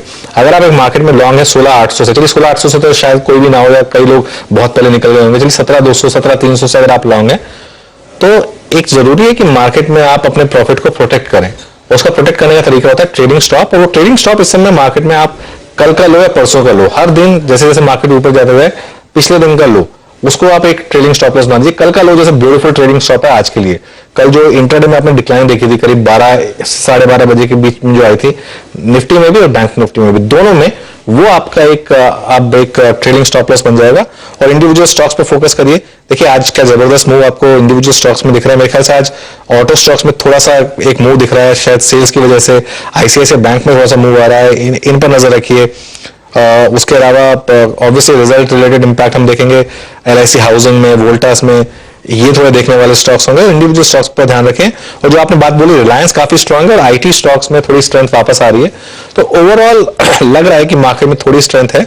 एक लास्ट चीज, आज बिटवीन 230 to 330 देखने वाली बात होगी कि मार्केट का क्या पैटर्न बन रहा है, क्योंकि कल गैप अप पे गैप डाउन होगा और कल बड़ा गैप अप पे बड़ा गैप डाउन होगा। फेड के बाद नॉर्मली मार्केट फ्लैट तो ओपन होगा नहीं, तो मार्केट उसके लिए प्रिपेयर करेगा। तो आज 230 to 330 के बीच में देखिए मार्केट इस तरीके से बिहेव कर रहा है। जिस तरफ मार्केट जाएगा बिटवीन 230 to 330 उस तरफ की ट्रेड लेने में मेरे ख्याल से भलाई होगी, क्योंकि बिग प्लेयर्स जो है वो उसी हिसाब से ट्रेड लेंगे और नॉर्मली वो जो ट्रेड लेते हैं अगले दिन मार्केट उसी हिसाब से बिहेव करता है। तो ये इंडस्ट्रीज पे उसकी अप्रोच आपको समझ में आई अभी। और सच्चिदानंद हमारे साथ अब जुड़ चुके हैं बातचीत के लिए। सचिन, गुड मॉर्निंग कार्यक्रम में स्वागत है आपका। सचिन, आज का आपका कन्विक्शन ट्रेड क्या रहेगा? Good morning Virendra ji, good morning Anuj जी। वीरेंद्र जी, यहाँ पर मैं अदानी पोर्ट्स के साथ ही रहना चाहूंगा। इनफैक्ट ये पर्टिकुलर सेटअप हमने कल 10 के दमदार शो में भी डिस्कस किया था। जिस तरीके से इसका 60 मिनट्स का डेटा है, वहां पर एक classic inverse head and shoulder formation है, जिसकी नेकलाइन अराउंड 840 के आसपास प्लेस थी। आरएसआई ने जिस तरीके से 50 के ऊपर एक ब्रेकआउट रजिस्टर किया था, उसकी वजह से मुझे लग रहा था कि एक प्राइस एक्शन भी यहाँ पर on the positive side evolve होनी चाहिए। कल के सत्र में एक पॉजिटिव क्रॉसओवर हुआ है 5 and 20 एक्सपोनेंशियल मूविंग एवरेज में, तो मुझे लग रहा है ये जो मोमेंटम मिला है कल के सत्र में कैरी फॉरवर्ड होना चाहिए। 875 के लक्ष्य के लिए यहाँ पर आज भी ट्रेडिंग लॉन्ग्स बनाने चाहिए। स्टॉप लॉस आपको यहाँ से लगाना है अराउंड 834 पे एंड खरीदारी ही करनी है अदानी पोर्ट्स के फ्यूचर्स में। ओके, अदानी पोर्ट्स में खरीदारी करनी है, ये आज की कॉल आपके लिए। Sachin, good morning. LIC housing finance पर क्या व्यू होगा आपका? ये लग रहा है कि वायदा का टॉप लूजर बनेगा रिजल्ट की वजह से, जब स्टार्ट होगी ट्रेड 6% डाउन। यहां पर क्या व्यू होगा? अनुज, यहाँ पर इनफैक्ट काफी दिनों से हम देख रहे हैं कि 430, 425 एक अच्छा रेजिस्टेंस जोन रहा है स्टॉक के लिए। अगर हम थोड़ा सा डेटा डिटेल में देखें तो वहां पर एक क्लासिक राइजिंग वेज फॉर्मेशन था। उस फॉर्मेशन का ब्रेकडाउन कुछ दिन पहले ही हमने देखा था, लगभग अराउंड 420 का लेवल जिस इंटेंसिटी से ब्रेक हुआ था। तो मुझे लग रहा है ये जो फॉलो थ्रू मूवमेंट है ये कंटिन्यू होनी चाहिए। And on the lower side जिस तरीके से इसके 200 के एक्सपोनेंशियल मूविंग एवरेज प्लेस्ड है लगभग अराउंड 380 के आसपास के, मुझे लग रहा है वहां तक के स्विंग्स तो कंफर्टेबली नजर आने चाहिए। वो एक प्रोबेबल सपोर्ट जो हो सकता है एक 3 दिनों के गिरावट के बाद। तो मुझे लग रहा है कहीं जाकर ये जो फॉलो थ्रू एक्शन है ऑब्जर्व होनी चाहिए अराउंड 375, 380 जोन के आसपास। तो इमीडिएटली मुझे लग रहा है फ्रेश शॉट्स यहाँ पे डिप्लॉय नहीं करने चाहिए। बट अगर किसी की एग्जिस्टिंग शॉर्ट पोजीशन है तो डेफिनेटली इसे कंटिन्यू रखनी है 405 के स्टॉप लॉस के साथ। LIC हाउसिंग फाइनेंस पर आपका ये व्यू है। इस बीच एक बार LNT आप लेके आइएगा। कल देखिए बहुत स्ट्रॉन्ग नंबर्स के बाद शुरुआत में एक डिप आया, उसके बाद एक छोटा सा पुल बैक था। ऑल दो स्टॉक एक ठीक ठाक ट्रैजेक्टरी बंद हुआ, बट वही बात है ना, लाइफ अबाउट 2000 के ऊपर। मानस, आपका व्यू क्या है LNT पर अभी 2024 पे? देखिए, LNT की जहां तक बात है, मेरा समझना है कि स्ट्रॉन्ग अप ट्रेंड है। कल हमें एक छोटी सी प्रॉफिट बुकिंग हाई लेवल पे देखने को मिली, लेकिन हर करेक्शन पे खरीदारी करने जैसा स्टॉक है। मेरा समझना है कि जब तक स्टॉक 2000 के ऊपर ट्रेड करता रहे, आप 2000 के नीचे स्टॉप लॉस रखिए और लॉन्ग पोजीशन बनाइए। ऊपर की तरफ 2075 से लेकर 2085 तक के टारगेट्स आपको देखने को मिल सकते हैं। Okay, Larsen and Toubro. अच्छा, एक तो स्टॉक्स पर और नजर रख लेते हैं। कर्नाटका बैंक का ये काफी पेरेनियल अंडर परफॉर्मर रहा है और इसने एक अच्छा ट्रैक्शन दिखाया, आज करीब 14% ऊपर है। गुरांगी, संक्षेप में कर्नाटका बैंक क्या भी है आपका यहाँ पर? अनुज, बिकॉज ऑफ अंडर परफॉर्मेंस शायद पूरा सेक्टर परफॉर्म थोड़ा बहुत दिख सकते हैं, लेकिन यहाँ पर मैं federal bank, city union bank या फिर कैथलिक सीरियन बैंक, इनको ज्यादा पसंद करूंगा। ओके, ठीक है, चलिए अब एक काम करते हैं, बिग बॉल की तरफ चलते हैं। 30 सेकंड बचे मार्केट ओपनिंग में और आज ओपनिंग तो लग रहा है कि SGX निफ्टी थोड़ा वीक इंडिकेट कर रहा था, लेकिन प्री ओवर में थोड़ी सी स्ट्रेंथ है। खासतौर से बैंक निफ्टी में अच्छी स्ट्रेंथ है ICICI बैंक की वजह से। करीब 2% ICICI बैंक ऊपर खुला प्री ओपन में, तो 1.5%, तो उसका एक अच्छा खासा सहारा मेरे ख्याल से यहाँ निफ्टी और बैंक निफ्टी दोनों को मिलेगा। और देखते हैं फर्स्ट रेट्स कैसे आते हैं। चलते हैं बिग बॉल की तरफ। देखिए, निफ्टी करीब 20 पॉइंट ऊपर है और अब 14 पॉइंट 20 पॉइंट, तो ये थोड़ा सा मेरे ख्याल से अभी trying to find its feet वाली बात है। शायद रेड में भी आ जाए। 7 पॉइंट ऊपर रह गया है। निफ्टी बैंक करीब 60 पॉइंट ऊपर हो रहा है, 46 पॉइंट ऊपर। निफ्टी रेड में आ गया, 2 पॉइंट नीचे है, लेकिन रेड में है। वो जो SGX निफ्टी बता रहा है शायद वो सही था। निफ्टी IT इस समय करीब 0.2% डाउन है और निफ्टी बैंक 0.1% ऊपर है। निफ्टी फाइनेंशियल सर्विसेज फ्लैट है, मिड कैप इंडेक्स फ्लैट है, advance decline 1200 advancing, 455 declining, basically flat market, completely flat market. और कोई गैप अप या गैप डाउन नहीं है जो कि पिछले कई दिनों से मिल रहा था। तो आज पूरा का पूरा मार्केट जो है वो अब इंट्राडे ट्रेडर्स के ऊपर डिपेंड करता है कि वो इस मार्केट को अब कहां लेकर जा रहे हैं। बैंक निफ्टी में थोड़ी स्ट्रेंथ आ रही है वापस 2 दिन की वीकनेस के बाद और 2 दिन के अंडर परफॉर्मेंस के बाद 90 पॉइंट ऊपर है करीब करीब बैंक निफ्टी, और निफ्टी आईटी हल्का सा नीचे। अब जरा निफ्टी का एक हीट मैप लेकर आते हैं। मिड कैप स्मॉल कैप सब देख लिया हमने। हिंडाल्को एक सुबह कॉल भी थी, ये हिंडाल्को प्रकाश जी की कॉल थी, 1% ऊपर हिंडाल्को खुल रहा है। टाटा स्टील में भी बाइंग है।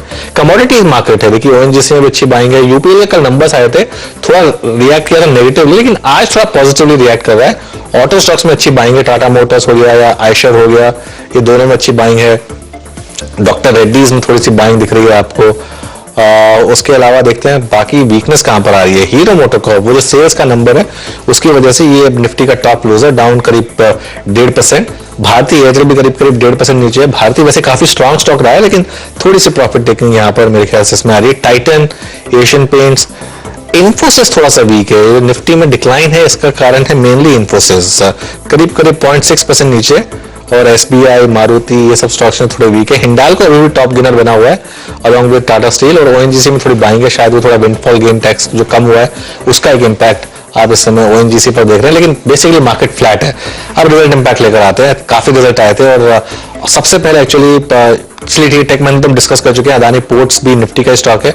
वोल्टास, देखिए वोल्टास इतना नहीं गिरा जितना एलआईसी हाउसिंग फाइनेंस में नजर रखिए, ये सीधा स्ट्रेट अवे सर्किट है। ये इनफैक्ट इसका एक स्टैंडअलोन लेकर आते हैं एलआईसी हाउसिंग फाइनेंस का, सीधा सर्किट मारा है स्टॉक ने, डाउन सर्किट। एफएनओ का स्टॉक है, तो ये जो सर्किट है ये एक 15 मिनट का टेम्पररी फ्रीज होता है इसमें। ये ऑब्वियसली दिन का सर्किट नहीं होता है इसमें, लेकिन काफी बड़ा मूव है।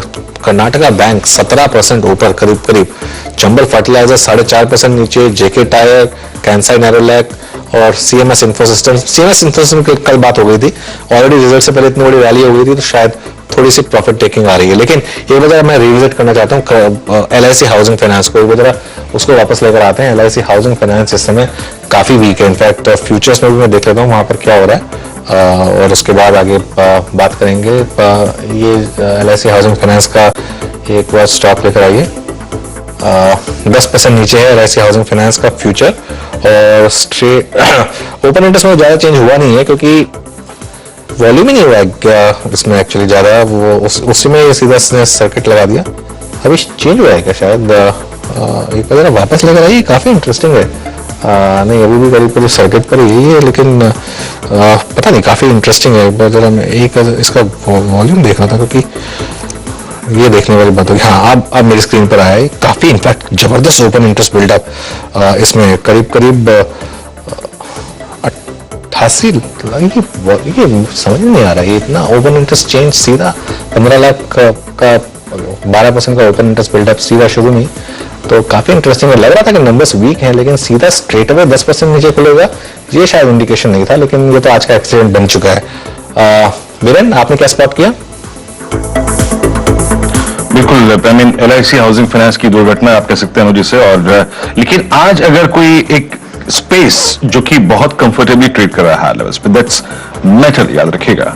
हिंडाल्को सेकंड बेस्ट गेनर इन डेरिवेटिव्स, लगभग 0.2% ऊपर। जेएसडब्ल्यू स्टील, सॉरी जेएसपी माफ कीजिएगा, करीब करीब 0.2% ऊपर। नाल्को 1.5% ऊपर।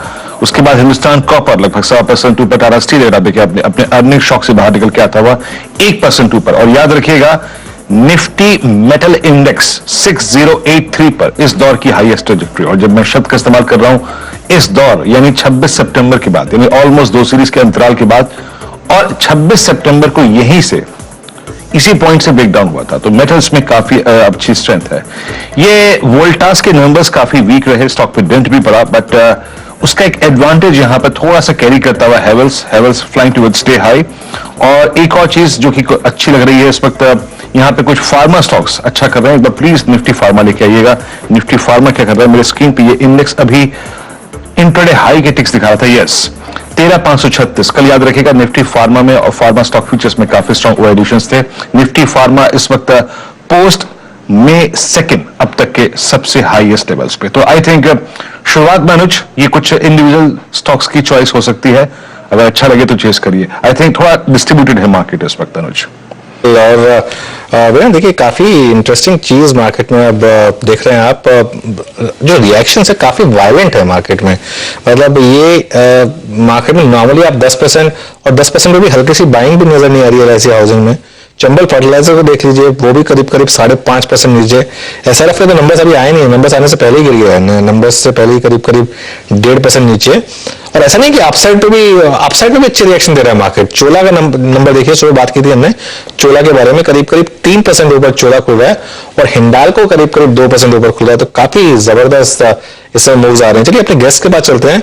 प्रकाश जी, आपकी हिंडाल्को की कॉल तो काफी जबरदस्त रही, खुलते ही करीब 2-2.25% ऊपर। अब क्या करें यहाँ पर और फ्रेश ट्रेड?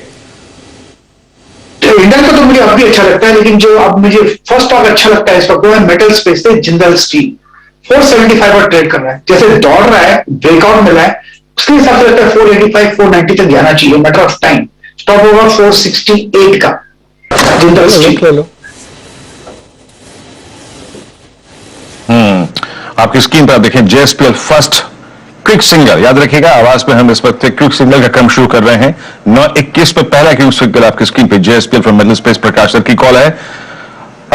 सचिन, आपका पहला क्विक सिंगल क्या होगा? वीरेंद्र जी, मेरा ध्यान एमजीएल के पैटर्न पे है। यहाँ पर एक क्लासिक बुलिश पेन फॉर्मेशन है डेली चार्ट पे, जो मैच्योर हो चुका है 875 के ब्रेकआउट पे। तो जिस तरीके से स्ट्रक्चर है, मुझे लग रहा है 905 के पहले कोई मेजर हर्डल नहीं है स्टॉक में, तो यहाँ पर खरीदारी करने की सलाह होगी। स्टॉप लॉस आपको यहाँ से लगाना चाहिए अराउंड 869 के आसपास का, एंड खरीदारी करनी है एमजीएल के फ्यूचर्स में 905 के टारगेट के लिए। अच्छा, एक स्टॉक लेकर आइए पिरामल फार्मा का। आप यहाँ पर देखिए काफी वॉल्यूम है इस समय, और कल भी यतिन ने अलर्ट किया था यहाँ पर कि जो एमएससीआई की सेलिंग है शायद वो कल खत्म हुई है, और अभी ये स्टॉक T2T से भी बाहर आएगा। तो पिरामल में हल्का सा एक ट्रैक्शन देख रहे हैं, और अभी कितना चलता है ये देखने वाली बात होगी, लेकिन करीब 2.5% ऊपर पिरामल का स्टॉक इस समय चल रहा है। अच्छा, एक लक्ष्मण जी को कनेक्ट कर लेते हैं। एक ब्रेकिंग न्यूज उन्होंने डाली है, जो कैबिनेट की मीटिंग है उससे रिलेटेड क्या इंफॉर्मेशन आ रही है। एक बार जरा फर्टिलाइजर सेक्टर को लेकर, शायद जो आज हर वेडनेसडे को कैबिनेट की जो बैठक होती है, तो फर्टिलाइजर को लेकर कुछ इंपॉर्टेंट इंफॉर्मेशन आ रही है। लक्ष्मण जी, गुड मॉर्निंग, बताइए क्या पिक किया आपने? Good morning. दरअसल अभी जो कैबिनेट की बैठक शुरू होने वाली है 12 बजे, जो मुझे सोर्सेज से जानकारी मिली, उसमें फर्टिलाइजर और शुगर सेक्टर दो के लिए काफी बड़ा फैसला होगा। फर्टिलाइजर सेक्टर के लिए पीएनके फर्टिलाइजर, जो कि फॉस्फेटिक फर्टिलाइजर होता है, उसके लिए सरकार न्यूट्रिएंट बेस्ड सब्सिडी जो होती है उसकी नई दरों का ऐलान कर सकती है, और नई दरें जो होती हैं उसको सरकार बढ़ा सकती है। ये कमिंग रबी सीजन के लिए होगा, 2022-2023 के लिए होगा। दरअसल यूरिया से हट के ये जो पीएनके फर्टिलाइजर होता है उसमें सरकार जो न्यूट्रिएंट लगता है उसके आधार पर सब्सिडी देती है, और हर साल वो सब्सिडी सरकार तय करती है। इस बार सब्सिडी सरकार तय करने जा रही है अगले सीजन के लिए, और ये सब्सिडी यहाँ पे बढ़ती हुई आपको दिख सकती है पीएनके फर्टिलाइजर के लिए। और चूंकि कच्चे माल की कीमतें काफी ज्यादा बढ़ी है, तो ये फर्टिलाइजर सेक्टर के लिए एक राहत की खबर आने की संभावना है कैबिनेट की बैठक। अगर आप समय दें तो फिर मैं शुगर सेक्टर के लिए बताऊं। हाँ, बताइए। बिल्कुल।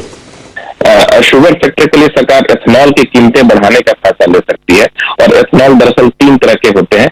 एक सी हैवी मोलासेस से जो एथनॉल बनता है उसके लिए सरकार 46 रुपए 66 पैसे प्रति लीटर से बढ़ा करके 49 रुपए 41 पैसे प्रति लीटर कीमत कर सकती है। जो बी हैवी मोलासेस होता है उसके लिए 59 रुपए प्रति लीटर से बढ़ा करके 60 रुपए 73 पैसे प्रति लीटर कीमत कर सकती है। गन्ने के जूस, चीनी के रस से जो एथनॉल बनता है उसके लिए सरकार 63 रुपए 45 पैसे प्रति लीटर से बढ़ा करके 65 रुपए 51 पैसे प्रति लीटर कीमत कर सकती है। इसका मतलब ये हुआ कि चीनी कंपनियां जो एथनॉल बनाएंगी वो ऑयल मार्केटिंग कंपनियों जो बेचेंगी, बेचने के लिए ये कीमत होगी, इस आधार पर ही वो बेचेंगी। और कीमतें बढ़ाने के पीछे असली वजह ये होती है, एक तो सरकार चीनी की जो कीमत बढ़ाती है, एफआरपी बढ़ाती है, वो इससे लागत बढ़ जाती है। दूसरा कि सरकार की मंशा है कि एथनॉल ब्लेंडिंग की सीमा को जो 10% के आसपास है उस आगे चल के 20% 25% किया जाए, तो उसके लिए सरकार चाहती है कि आप यहाँ पे एथनॉल के प्रोडक्शन को बढ़ावा दिया जाए। इसलिए यहाँ पे आप देखेंगे कि एथनॉल की कीमतें बढ़ाने का फैसला सरकार कैबिनेट की बैठक में ले सकती है। ओके लक्ष्मण जी, शुक्रिया इस पूरी जानकारी के लिए। तो ये कुछ स्टॉक्स हैं जिनको आपको रेडार पर रखना है। ऑब्वियसली प्राज इंडस्ट्रीज एथेनॉल में बड़ा कारोबार है इनका, और शुगर स्टॉक्स ये सब भी अच्छा ट्रेड कर रहे हैं। वीरू, जब बचपन में मतलब मैं तो खैर गांव में पला बड़ा था, तो गन्ने के खेत होते थे, तो वो गन्ना उस समय पता नहीं था मुझे कि उसके इतने यूजेस होते हैं कि गन्ने का रेसिपी पीते थे कि उससे एथेनॉल भी बन सकता है, अल्कोहल भी बन सकता है, और मतलब आगे जाके पेट्रोल डीजल में भी ब्लेंड हो सकता है। ये मतलब काफी टेक्नोलॉजी कितने आगे बढ़ गई। मल्टी टैलेंटेड गन्ना। चलिए अब एक काम करते हैं, गन्ने से बाहर निकलते हैं। लेकिन हाँ, यस, इस खबर का अगर आप देखें, प्राज पे रिएक्शन आ रहा है, और प्राज आपकी स्क्रीन पे 41660 एग्जैक्टली अगर आप देखें तो आज इस खबर के बाद एक रिएक्शन, एक हल्का सा टेक चेक लेते हैं, हल्का सा टेक चेक यहां पर। एक बार देखिएगा, इट्स 418 आई थिंक 10 डेमा को टेस्ट करता हुआ ये अपनी स्लोपिंग डाउनवर्ड ट्रैजेक्टरी से इस खबर के बाद निकल के बाहर आ रहा है। आपका एक व्यू, आई मीन अगर ये 420 के जोन को क्रॉस करता है तो कहां तक का स्विंग पॉसिबल है प्राज में? तो देखिए, बिल्कुल जगह सही है, स्टॉक ऑलरेडी करेक्ट हो चुका है, 50 डे मूविंग एवरेज के आसपास आके सपोर्ट ले रहा है, बॉटम बनाने की कोशिश कर रहा है, लेकिन कंफर्मेशन तो 421 रुपए के ऊपर ही आएगा। तो 421 रुपए के ऊपर खरीदारी करेंगे, क्योंकि उसके बाद टारगेट आपको बड़े मिल सकते हैं, 442 445 तक के टारगेट मिल सकते हैं। तो 421 के ऊपर खरीदारी करेंगे, 414 रुपए के स्टॉप लॉस से 442 के टारगेट सेट करेंगे। ओके, चलिए तो ये होगी बात अब प्राज इंडस्ट्रीज पर। मानस, कोई और स्टॉक जो आपने स्पॉट किया इस समय जो इंटरेस्टिंग लग रहा हो? राइट, तो अनुज जी, इंडिया सीमेंट पे ध्यान देना चाहिए। इंडिया सीमेंट के पैटर्न्स अगर आप देखिए तो अभी कुछ दिन पहले 225 के आसपास बॉटम बना, अब हाई टॉप साइड बटन का कंफर्मेशन दे दिया। 20 डे मूविंग एवरेज पे रेजिस्टेंस फेस कर रहा था, लेकिन आज 20 डे मूविंग एवरेज को ब्रीच किया, प्राइस ब्रेकआउट देखने को मिला 245 के ऊपर। तो करंट लेवल पे खरीदारी करिए इंडिया सीमेंट में, 244 के स्टॉप लॉस से खरीदारी करिए, 265 के टारगेट के लिए। प्रकाश सर, आप क्या पिक करेंगे बताइए, आपको क्या इंप्रेस कर रहा है इस ओपनिंग के साथ? इस ओपनिंग के साथ मुझे लगता है रेन इंडस्ट्रीज पर ध्यान देना चाहिए। यस, एक 169 पर ट्रेड कर रहा है, 168 का स्टॉप लगाना चाहिए रेन इंडस्ट्रीज। पॉसिबल है कि टारगेट 173 के देखने को मिल सकते हैं Rain industries. Okay, Rajesh Palve ji, opening को देखकर कोई interesting trade? Anuj ji, pharma space से सन फार्मा के साथ ही ट्रेड कंटिन्यू करने की सलाह रहेगी। जिस तरीके से स्टॉक में ओपनिंग के बाद से बाइंग इंटरेस्ट वापस बढ़ते हुए दिख रहा है, हमें लगता है सन फार्मा फ्यूचर यहाँ पे बाय किए जा सकते हैं। अपसाइड के टारगेट आना चाहिए करीब 1090 से लेके 1200 तक के, 1100 तक के अपसाइड यहाँ पे आते हुए दिख सकती है। स्टॉप लॉस होगा करंट लेवल से 1035 का, तो सन फार्मा फ्यूचर बाय करने की सलाह है। ओके, एक्चुअली सन फार्मा को एक बार रिविजिट कर लेते हैं, क्योंकि इंडेक्स में अच्छा ट्रैक्शन इस समय सन फार्मा में ही आ रहा है। और एक बार जरा सन फार्मा का चार्ट लेकर आइए प्लीज, जरा इसको थोड़ा स्टडी कर लेते हैं। ये एक फ्रेश 52 वीक हाई अभी इसने बनाया है, फ्रेश 52 वीक हाई। ये राजेश पालवे जी की कॉल है, लेकिन वो जो 52 वीक हाई लो वाली प्लेट है ना, एक बार वो लेकर आते हैं। 1049 इस समय इसका फ्रेश 52 वीक हाई। एक महीने का मूव देखिए, करीब 11% के करीब सन फार्मा में मूव आया है। सुबह बात हो रही थी, यतिन ने वो जो ब्रोकरेज रिपोर्ट निकाली थी उसमें काफी इंटरेस्टिंग था। तो एक नॉर्मली एक चीज आप नोटिस करिएगा कि जो भी स्टॉक्स में 52 वीक हाई लगातार बन रहा है और 52 वीक लो करीब 12 महीने पहले का होता है, इसका मतलब होता है कि वो स्टॉक्स में कंटिन्यूस ट्रैक्शन है। 1 मंथ देखिए, 3 मंथ देखिए, 6 मंथ देखिए, 1 ईयर देखिए, और काफी टाइम के बाद। इनफैक्ट गौरांग जी, एक बात बताइए मुझे, ये मेरे ख्याल से काफी टाइम के बाद एक बेयर मार्केट से बाहर निकल कर आया था। आपको याद होगा 5-6 साल पहले 1200 तक गया था, फिर वहां से ये स्टॉक गिर के 400 रुपए आ गया था। काफी कंसर्न्स थे इनकी सब्सिडीज को लेकर। उसके बाद अब इस स्टॉक ने वापस एक मूव दिखाना शुरू किया। वो वाला फेज था, उसमें तो हर महीने एक फार्मा कंपनी का मार्केट कैप ऐड कर देता था सन फार्मा। वो दिलीप सांघवी जी एक रिचेस्ट इंडियन भी बन गए थे उस समय, वो एक फेज था। और उसके बाद हमने लास्ट 2-3 साल का फेज देखा। अब वापस ये किस रीजन से इतनी बाइंग इसमें देख रहे हैं आप, और क्या व्यू है आपका यहाँ पर? अनुज जी, आपको ये भी याद होगा कि रैनबैक्सी का मर्जर हुआ था सन फार्मा में, और वो एक सबसे बड़ी लटकती तलवार काफी लंबे समय तक सन फार्मा पर हावी रही, और काफी कुछ वाद विवाद भी हुए थे मर्जर के पश्चात, जो विलय हुआ था रैनबैक्सी का। और उसके बाद टैरो जो है इनकी विदेशी सब्सिडरी, वहां से जो हावीपन था वो भी निरंतर कुछ लंबे समय तक नकारात्मक परिस्थिति, योगदान बैलेंस शीट पर बिल्कुल खराब आते रहा। फिर मेरे ख्याल से एक दौर चला था जब यूएस एफडीए को लेकर के इनकी जो उत्पादन क्षमता है गुजरात हलोल में, वहां पर एक नहीं पर कई बार काफी कुछ ऑब्जर्वेशंस नकारात्मक आए गए और फॉर्म 483 भी जारी किया गया। तो एक बहुत ही बड़ा अंडर परफॉर्मेंस जिसे हम कहते हैं वो सन फार्मा रहा है फार्मा सेक्टर में। लेकिन पिछले कुछ समय से खास करके ये साल जो शुरू हुआ है वहां पर और पिछले वित्तीय वर्ष में भी अगर आप देखें तो सुधार हमने देखा है। मैनेजमेंट ने कई कदम उठाए हैं, अपनी जो नेगेटिविटीज हैं प्रोडक्शन फैसिलिटीज को लेकर के या फिर शॉर्ट कमिंग्स हैं एम्प्लॉइज की स्किल्स को लेकर के, उसको दूर किया है और जो हावीपन था वो भी दूर हो रहा है। इस वजह से अनुज, पहले 4 नामों में हमने सन फार्मा का नाम लिया था शुरुआत में जब प्रश्न पूछा गया था नतीजों को लेकर के, और जो लक्ष्य हमने निर्धारित किए हैं वो करीबन फिलहाल मौजूदा स्तर है करीबन 1150 से लेकर के 1250 के बीच में, और अगर इसी तरीके से नतीजे आते रहें तो इस लक्ष्य को हम ऊपर की तरफ लेके जाएंगे। ओके, चलिए सन फार्मा पे आपका व्यू है और मैं अब फोकस कर रहा हूं उन स्टॉक्स पे जहां पे at the money calls day high पर ट्रेड कर रही हैं। देखिए अभी अनुज ने जिक्र कर दिया सन फार्मा का, उसके बाद देखिए फार्मा पे और साथ ही साथ हम बात कर चुके मेटल्स पे। एक बार राजेश पालवी जी देखिएगा बड़ा ही वाइड स्विंग वाला स्टॉक है, लुक एट टाटा केमिकल 1150 की कॉल डे हाई पर 42-45 पे, कल का इसका क्लोज था लगभग आप समझ लीजिएगा 39 रुपए। टाटा केमिकल 10 डिमा के ऊपर आके ट्रेड करता हुआ 1150। एक व्यू यहां दीजिएगा और इस रेंज से निकलने की क्या संकेत दे रहा है टाटा केमिकल? स्टॉक में अगर हम देखें तो एक करेक्शन के बाद स्टॉक में 50 डे मूविंग एवरेज के आसपास से स्टॉक में सपोर्ट लेके वापस से पुलबैक का ट्रेड यहाँ पे बनाते हुए दिख रहा है। ओवरऑल सेटअप तो पॉजिटिव है और हमें लगता है कि यहाँ पे जैसे ही स्टॉक 1165 का लेवल क्रॉस करेगा तो यहाँ पे एक अच्छा ट्रैक्शन देखने को मिलेगा ड्यूरिंग द डे इटसेल्फ और फिर 1200 की तरफ बढ़ते हुए दिखेगा। अब इस मूव को प्ले करने के लिए कॉल ऑप्शन एक अच्छा तरीका होगा जिसके थ्रू आप ट्रेड कर सकते हैं। एकदम 1150 की कॉल ऑप्शन बाय की जा सकती है, 43 के आसपास ट्रेड करिए, इसमें स्टॉप लॉस रखे करीब 36 के आसपास और अपसाइड के टारगेट आना चाहिए 55-59 तक की अपसाइड यहाँ पे आते हुए दिख सकती है।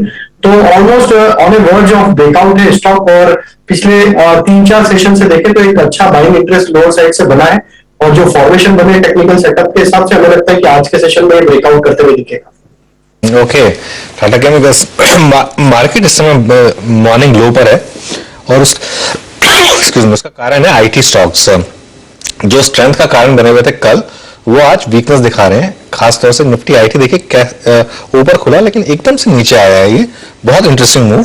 टीसीएस इन्फोसिस दोनों के दोनों लो पॉइंट पर इस समय। राजेश सतपुता जी एक बार जरा निफ्टी आईटी पर व्यू दीजिए और आपकी कॉल भी दीजिए। देखिए सॉरी अनुज जी, देखिए मुझे लगता है कि यहाँ पे थोड़ी प्रॉफिट बुकिंग है लेकिन आईटी में इतना ज्यादा डेंट नहीं है। मुझे लगता है कि 28,500 पर्सपेक्टिव 28,500 जब तक मेंटेन है तब तक आईटी में कोई दिक्कत वाली बात मुझे लगती नहीं है। स्टॉक स्पेसिफिक मूव्स मिलते रहेंगे। अनुज जी देखिए मुझे लगता है कि आज थोड़ा प्रॉफिट बुकिंग भी देखने को मिल रहा है और कहीं कहीं पे ब्रेकडाउन भी देखने को मिल रहा है। तो एक काउंटर जो सबसे ज्यादा वीक मुझे आज लग रहा है वो है चंबल फर्टिलाइजर। यहाँ पे open interest is up by 10% and price is down by 6%। That simply shows कि मॉर्निंग में यहाँ पे शॉर्ट बिल्डअप है। तो यहाँ पे चंबल फर्टिलाइजर सेल करने की सलाह होगी। 312 का स्टॉप लॉस रहेगा। 300 का इनिशियल सपोर्ट दिखता है लेकिन चार्टिकली मुझे लगता है ये 285-290 की ट्रेजेक्टरी को हिट करेगा। So it's a sell in Chambal fertiliser. Anuj ji इसमें आप पुट ले सकते हो चंबल फर्टिलाइजर का 300 का पुट 10 रुपए में मिल रहा है। इसे बाय करो with stop loss of 6 rupees and set your target to 18+।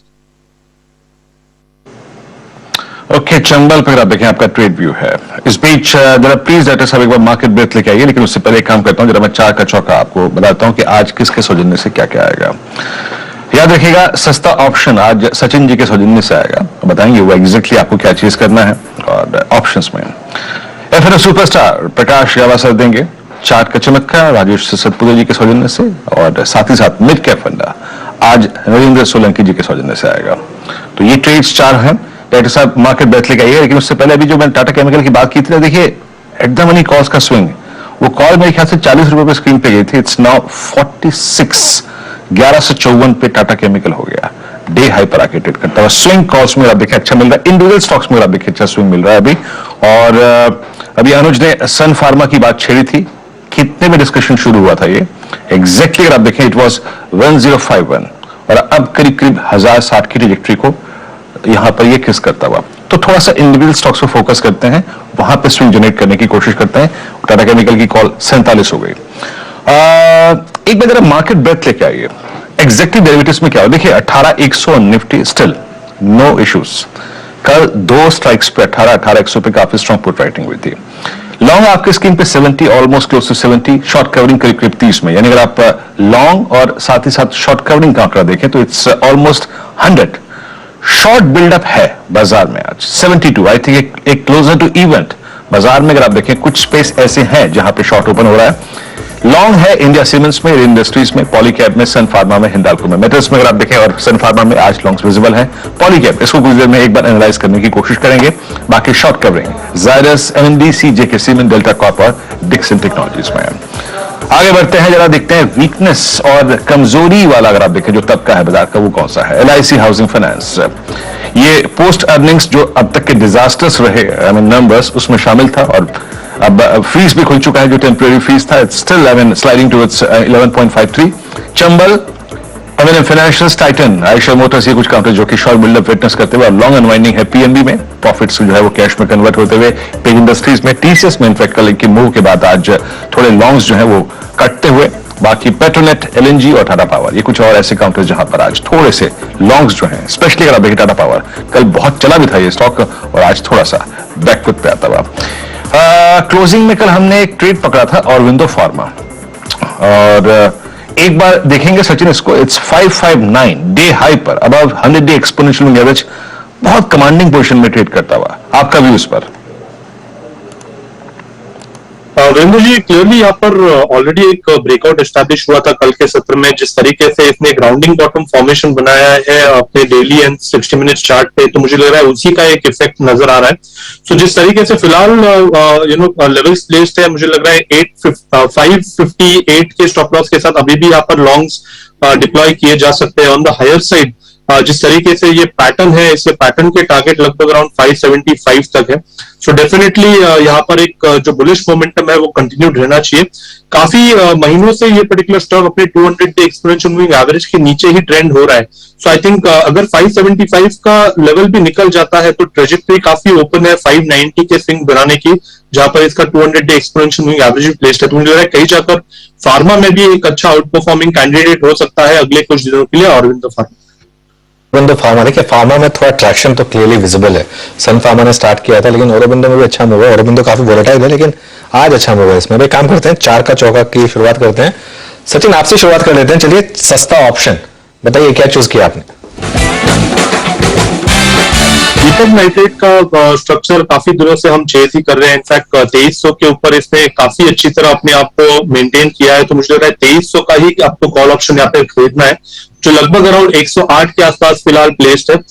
Stop loss आपको यहाँ से लगाना चाहिए अराउंड 95 के आसपास का, एंड मुझे लग रहा है लगभग 2460 के आसपास के स्विंग्स भी यहाँ पर बन सकते हैं। तो लगभग 175 से लेकर 205 तक की ट्रेजेक्टरी यहाँ पर अवेलेबल होगी।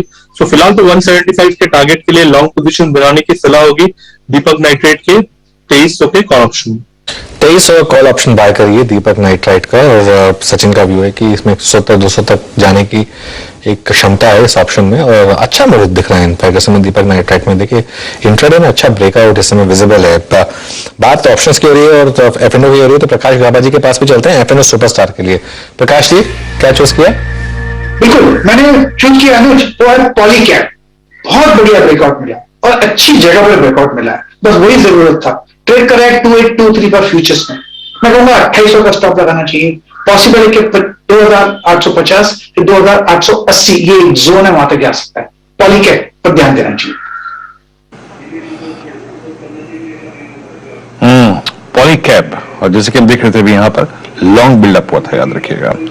4 का चमत्कार राजेश जी के सौजन्य से आएगा। राजेश जी बताइए क्या पिक कर रहे हैं आप? देखिए, मुझे लगता है कि सीमेंट सेक्टर में बज़ है और ये अभी भी कायम है। पिछले 3-4 दिनों से हम देख रहे हैं।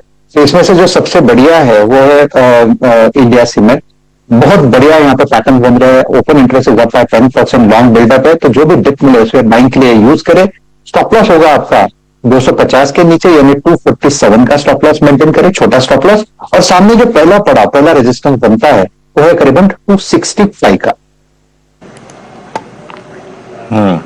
इंडिया सीमेंट्स में आपका अगर आप देखें व्यू है लॉन्ग जाना चाहिए, आपकी स्क्रीन पे हाई की मार्केट रेट करता हुआ नरेंद्र सोलंकी जी हमारे साथ मौजूद हैं और उनके सौजन्य से आएगा मिड कैप फंड। नरेंद्र जी बताइए क्या पिक कर रहे हैं मिड कैप में आज आप? जी गुड मॉर्निंग। आज जैसे कि फार्मा चल रहा है तो हमारा भी जो पिक है वो हेल्थ केयर सेगमेंट से ही है, and this is Max healthcare institute limited which is into hospital segment.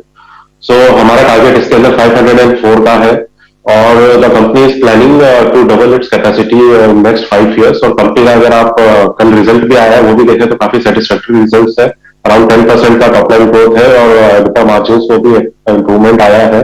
So over medium to long term आप इसको लेके चल सकते हैं। 504 का हमारा इमीडिएट टारगेट है इसके। ओके आपकी स्क्रीन पे आप देखिए मैक्स हेल्थ केयर। इनफैक्ट सुबह से मैं इस स्टॉक को मॉनिटर भी कर रहा था कैश सेगमेंट में। It's at 474। जरा प्लीज एक एक करके सारे ट्रेड लेके आइए। हमने 4 प्रकार के ट्रेड दिए आपको, जिसमें ऑप्शंस था, जिसमें फ्यूचर्स था, जिसमें टेक्निकल था, जिसमें अगर आप देखें मिड कैप फंड था। सस्ता ऑप्शन आज सचिन जी के सौजन्य से आया था और आपकी स्क्रीन पर आप देखें वो दीपक नाइट्राइट केमिकल स्पेस में डाला केमिकल दीपक नाइट्राइट अच्छा करते हैं। 175 का लक्ष्य है इस ऑप्शन का। 2300 की स्ट्राइक कॉल आपको लेनी है। कल भी अगर आप देखें सचिन ने ट्रेड रिकमेंड किया था मेरे ख्याल से ये। उसके बाद आया ट्रेड प्रकाश सर के सौजन्य से पॉली कैब और उसने भी अगर आप देखें अच्छा स्विंग दिया। डी हाई की डिरेक्टरी में ट्रेड करता हुआ स्टॉक का 2850 का अगर आप देखें लक्ष्य है। फिर सुपरस्टार का 4 का चमत्कार। जब आज स्टॉक पिक किया गया आपकी स्क्रीन पर राजेश सतपथी जी ने इंडिया सीमेंट पे खेला और करीब 265 का लक्ष्य।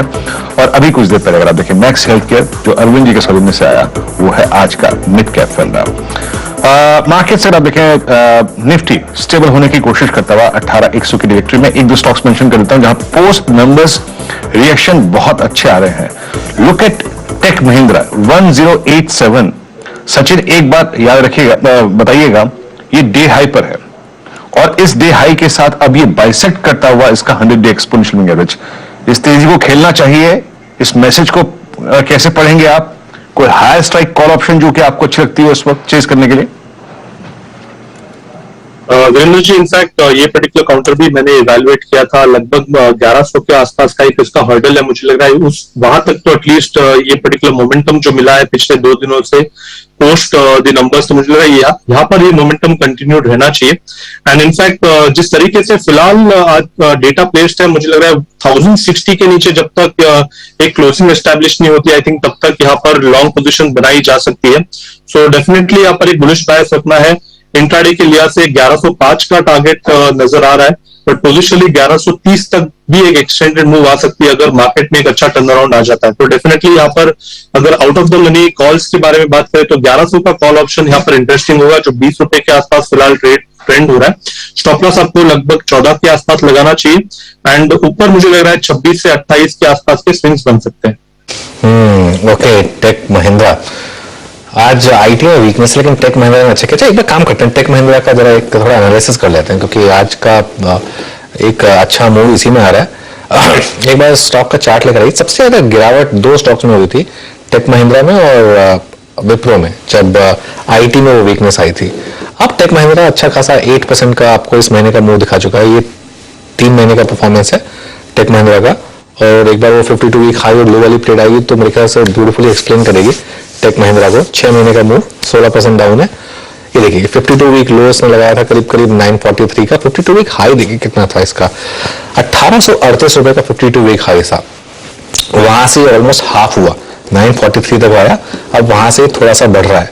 इस पर मैं इसलिए फोकस कर रहा हूं कि आईटी स्टॉक्स में ये शायद एक इकलौता स्टॉक है जो अब इस समय वैल्यूएशन के हिसाब से जो इसकी एवरेज मल्टीपल्स हैं उसके बराबर आ गया है। बाकी सारे आईटी स्टॉक्स में अभी भी प्रीमियम है, लेकिन टेक महिंद्रा वैल्यूएशन के हिसाब से, वैल्यूएशन काफी इंपॉर्टेंट मेट्रिक होती है, उसमें थोड़ा सा एक इसको इशू था पहले, अब थोड़ा सा रिकवर हो रहा है तो ये देखने वाली बात होगी। एक बार भारती का चार्ट लेकर आइए। भारती में थोड़ी वीकनेस है, अनएक्सप्लेन्ड है क्योंकि भारती काफी स्ट्रांग रहा है और करीब 2% का मूव इस समय डाउन साइड पर आ रहा है। प्रकाश जी, एक बार जरा भारतीय का चार्ट देखिए, क्या भी होगा यहाँ पर। इंडेक्स में सबसे स्ट्रॉन्ग स्टॉक्स में से एक रहा है ये पिछले 6 महीने में। यहाँ पर क्या करेंगे? आज थोड़ी आज दिक्कत है भारती में, लेकिन एक्चुअली जो चार्ट स्ट्रक्चर है बढ़िया है। वीकली चार्ट देखता हूं तो लगता है कि अपर रीजन पे थोड़ा सेलिंग प्रेशर है, लेकिन मुझे लगता है थोड़ा एक कॉशियस डिप है। 800 तक स्ट्रॉन्ग सपोर्ट जोन है, हो सकता है थोड़ा डिप मिले, लेकिन 800 बहुत ही स्ट्रॉन्ग सपोर्ट जोन है भारती में। तो अगर किसी को शॉर्ट करना है trading point of view, short कर सकते हैं। 832 का स्टॉप लगाइए, लेकिन 800 के पहले कवर करना जरूरी है। ओके, ठीक है। सचिन के पास एक कॉल है, इनफैक्ट फ्रेश कॉल, तो सचिन के पास चलते हैं। सचिन, क्या लग रहा है आपको? अनुज जी, इनफैक्ट जिस तरीके से HDFC ग्रुप में खलचल हो रही है, मुझे लग रहा है यहाँ पर डेफिनेटली ध्यान देना चाहिए आज के सत्र में। लगभग चारों stocks in fact HDFC life, HDFC bank, HDFC and HDFC AMC, चारों स्टॉक्स में ब्रेकआउट्स एंड मोमेंटम की प्रोबेबिलिटी नजर आ रही है। बट फिलहाल जिस तरीके से HDFC लिमिटेड का परफॉर्मेंस 2500 के ऊपर अच्छी तरह इसने अपने लेवल्स को होल्ड किया है, तो मुझे लग रहा है ये जो मोमेंटम है ये कंटिन्यूड रहना चाहिए 2570 तक। तो यहाँ पर अभी भी खरीदारी करने की सलाह होगी। जिस तरीके से फिलहाल स्ट्रक्चर है, स्टॉप लॉस आपको लगाना चाहिए अराउंड 2505 पे। पहला टारगेट इंट्राडे के लिहाज से होगा अराउंड 2570 का। खरीदारी करनी है HDFC के फ्यूचर्स में।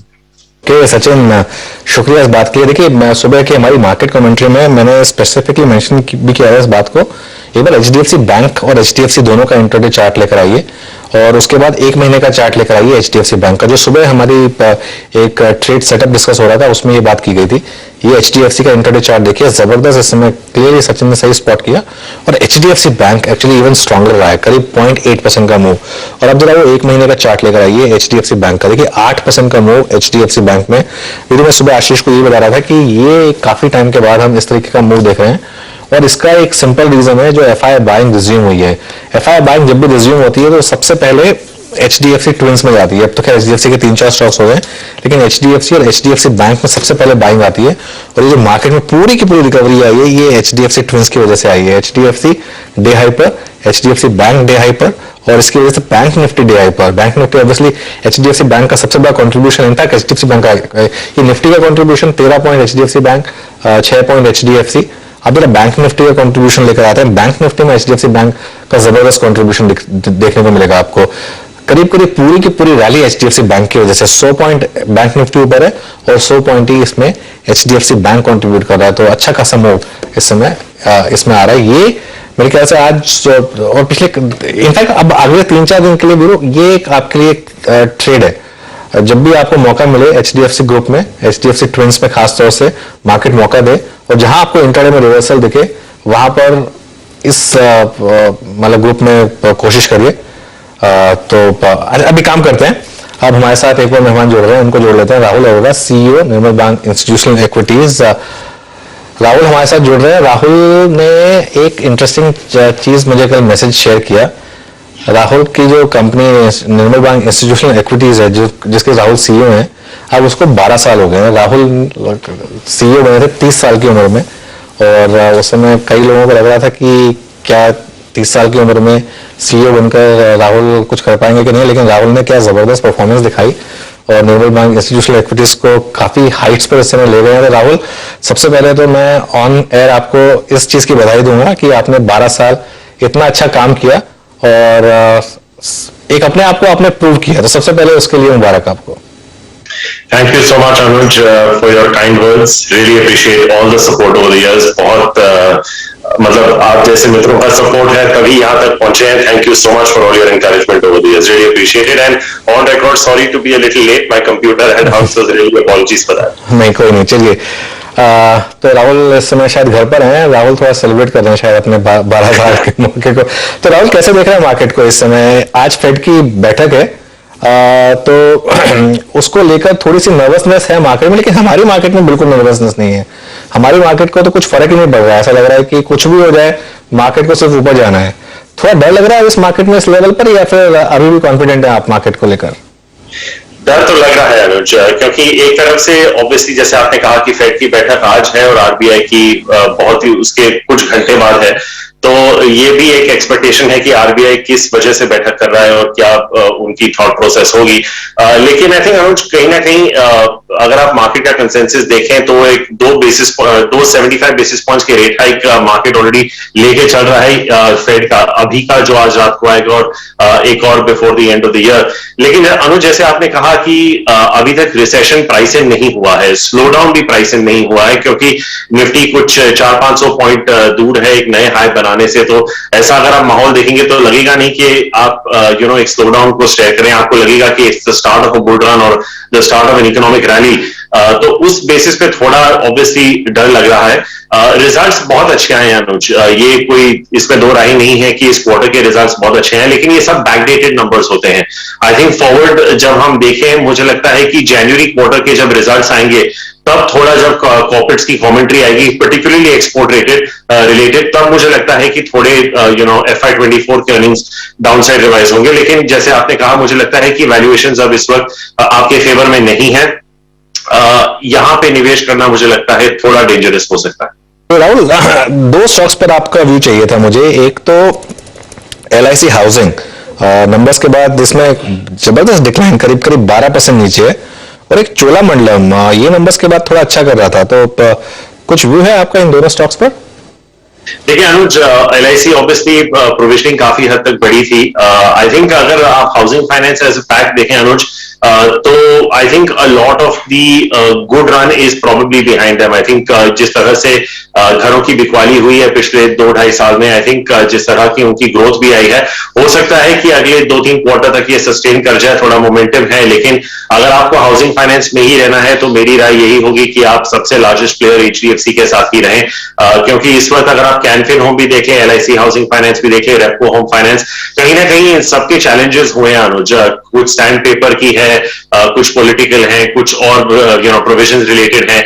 तो LIC ऑब्वियसली प्रोविजंस की वजह से, लेकिन एक चीज LIC के फेवर में जो जाती है अनुज, वो है वैल्यूएशंस, क्योंकि इसके वैल्यूएशंस इतने सस्ते हैं कि at any point in time it will look like an attractive stock to have. I don't even think it is trading at one time forward book. लेकिन I think आज एक आध घंटे में उनकी कॉन्फ्रेंस कॉल है तो थोड़ा और कलर मिलेगा। लेकिन इन सब के कॉस्ट टू इनकम रेशियो भी अगर आप देखें अनुज, इतने हार्टनिंग नहीं है। तो ऑपरेटिंग लेवल पे मुझे पता नहीं कि आपकी ऑपरेटिंग प्रॉफिट ग्रोथ कितनी होगी, वो जो हम प्रॉफिट बिफोर प्रोविजनिंग भी देखते हैं। तो आई थिंक अगर आपको हाउसिंग फाइनेंस खेलना ही है तो आप HDFC लिमिटेड के साथ रहिए, तो आपके ज्यादा पैसे बनने की संभावना है।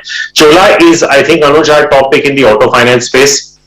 आप उनकी रिटर्न ऑन इक्विटी देख लीजिए consistently, there is a reason Chola commands जो वैल्यूएशन पे जाता है 4.5 टाइम्स 1 ईयर फॉरवर्ड। ऑब्वियसली वहां से करेक्ट होके 3.5 टाइम्स हो चुका है, लेकिन जिस तरह HDFC लाइफ उस सेक्टर में कमांड करता था या HDFC बैंक अपने सेक्टर में कमांड करता था, आई थिंक वही कमांड आपको इस स्टॉक में देखने को मिल सकती है। बिकॉज आई थिंक अनुज, जो हम रिप्लेसमेंट की बात करते हैं, आई think the kind of market share that Chola has not only in commercial vehicles but even in the replacement cycle. And like I said, आप जानते हैं मुझे अनुज, काफी टाइम से मैं रिटर्न ऑन इक्विटी और रिटर्न ऑन कैपिटल एम्प्लॉय देखता हूं, तो मुझे लगता है कि चोला की रिटर्न ऑन इक्विटी काफी हद तक सस्टेन कर जाएगी।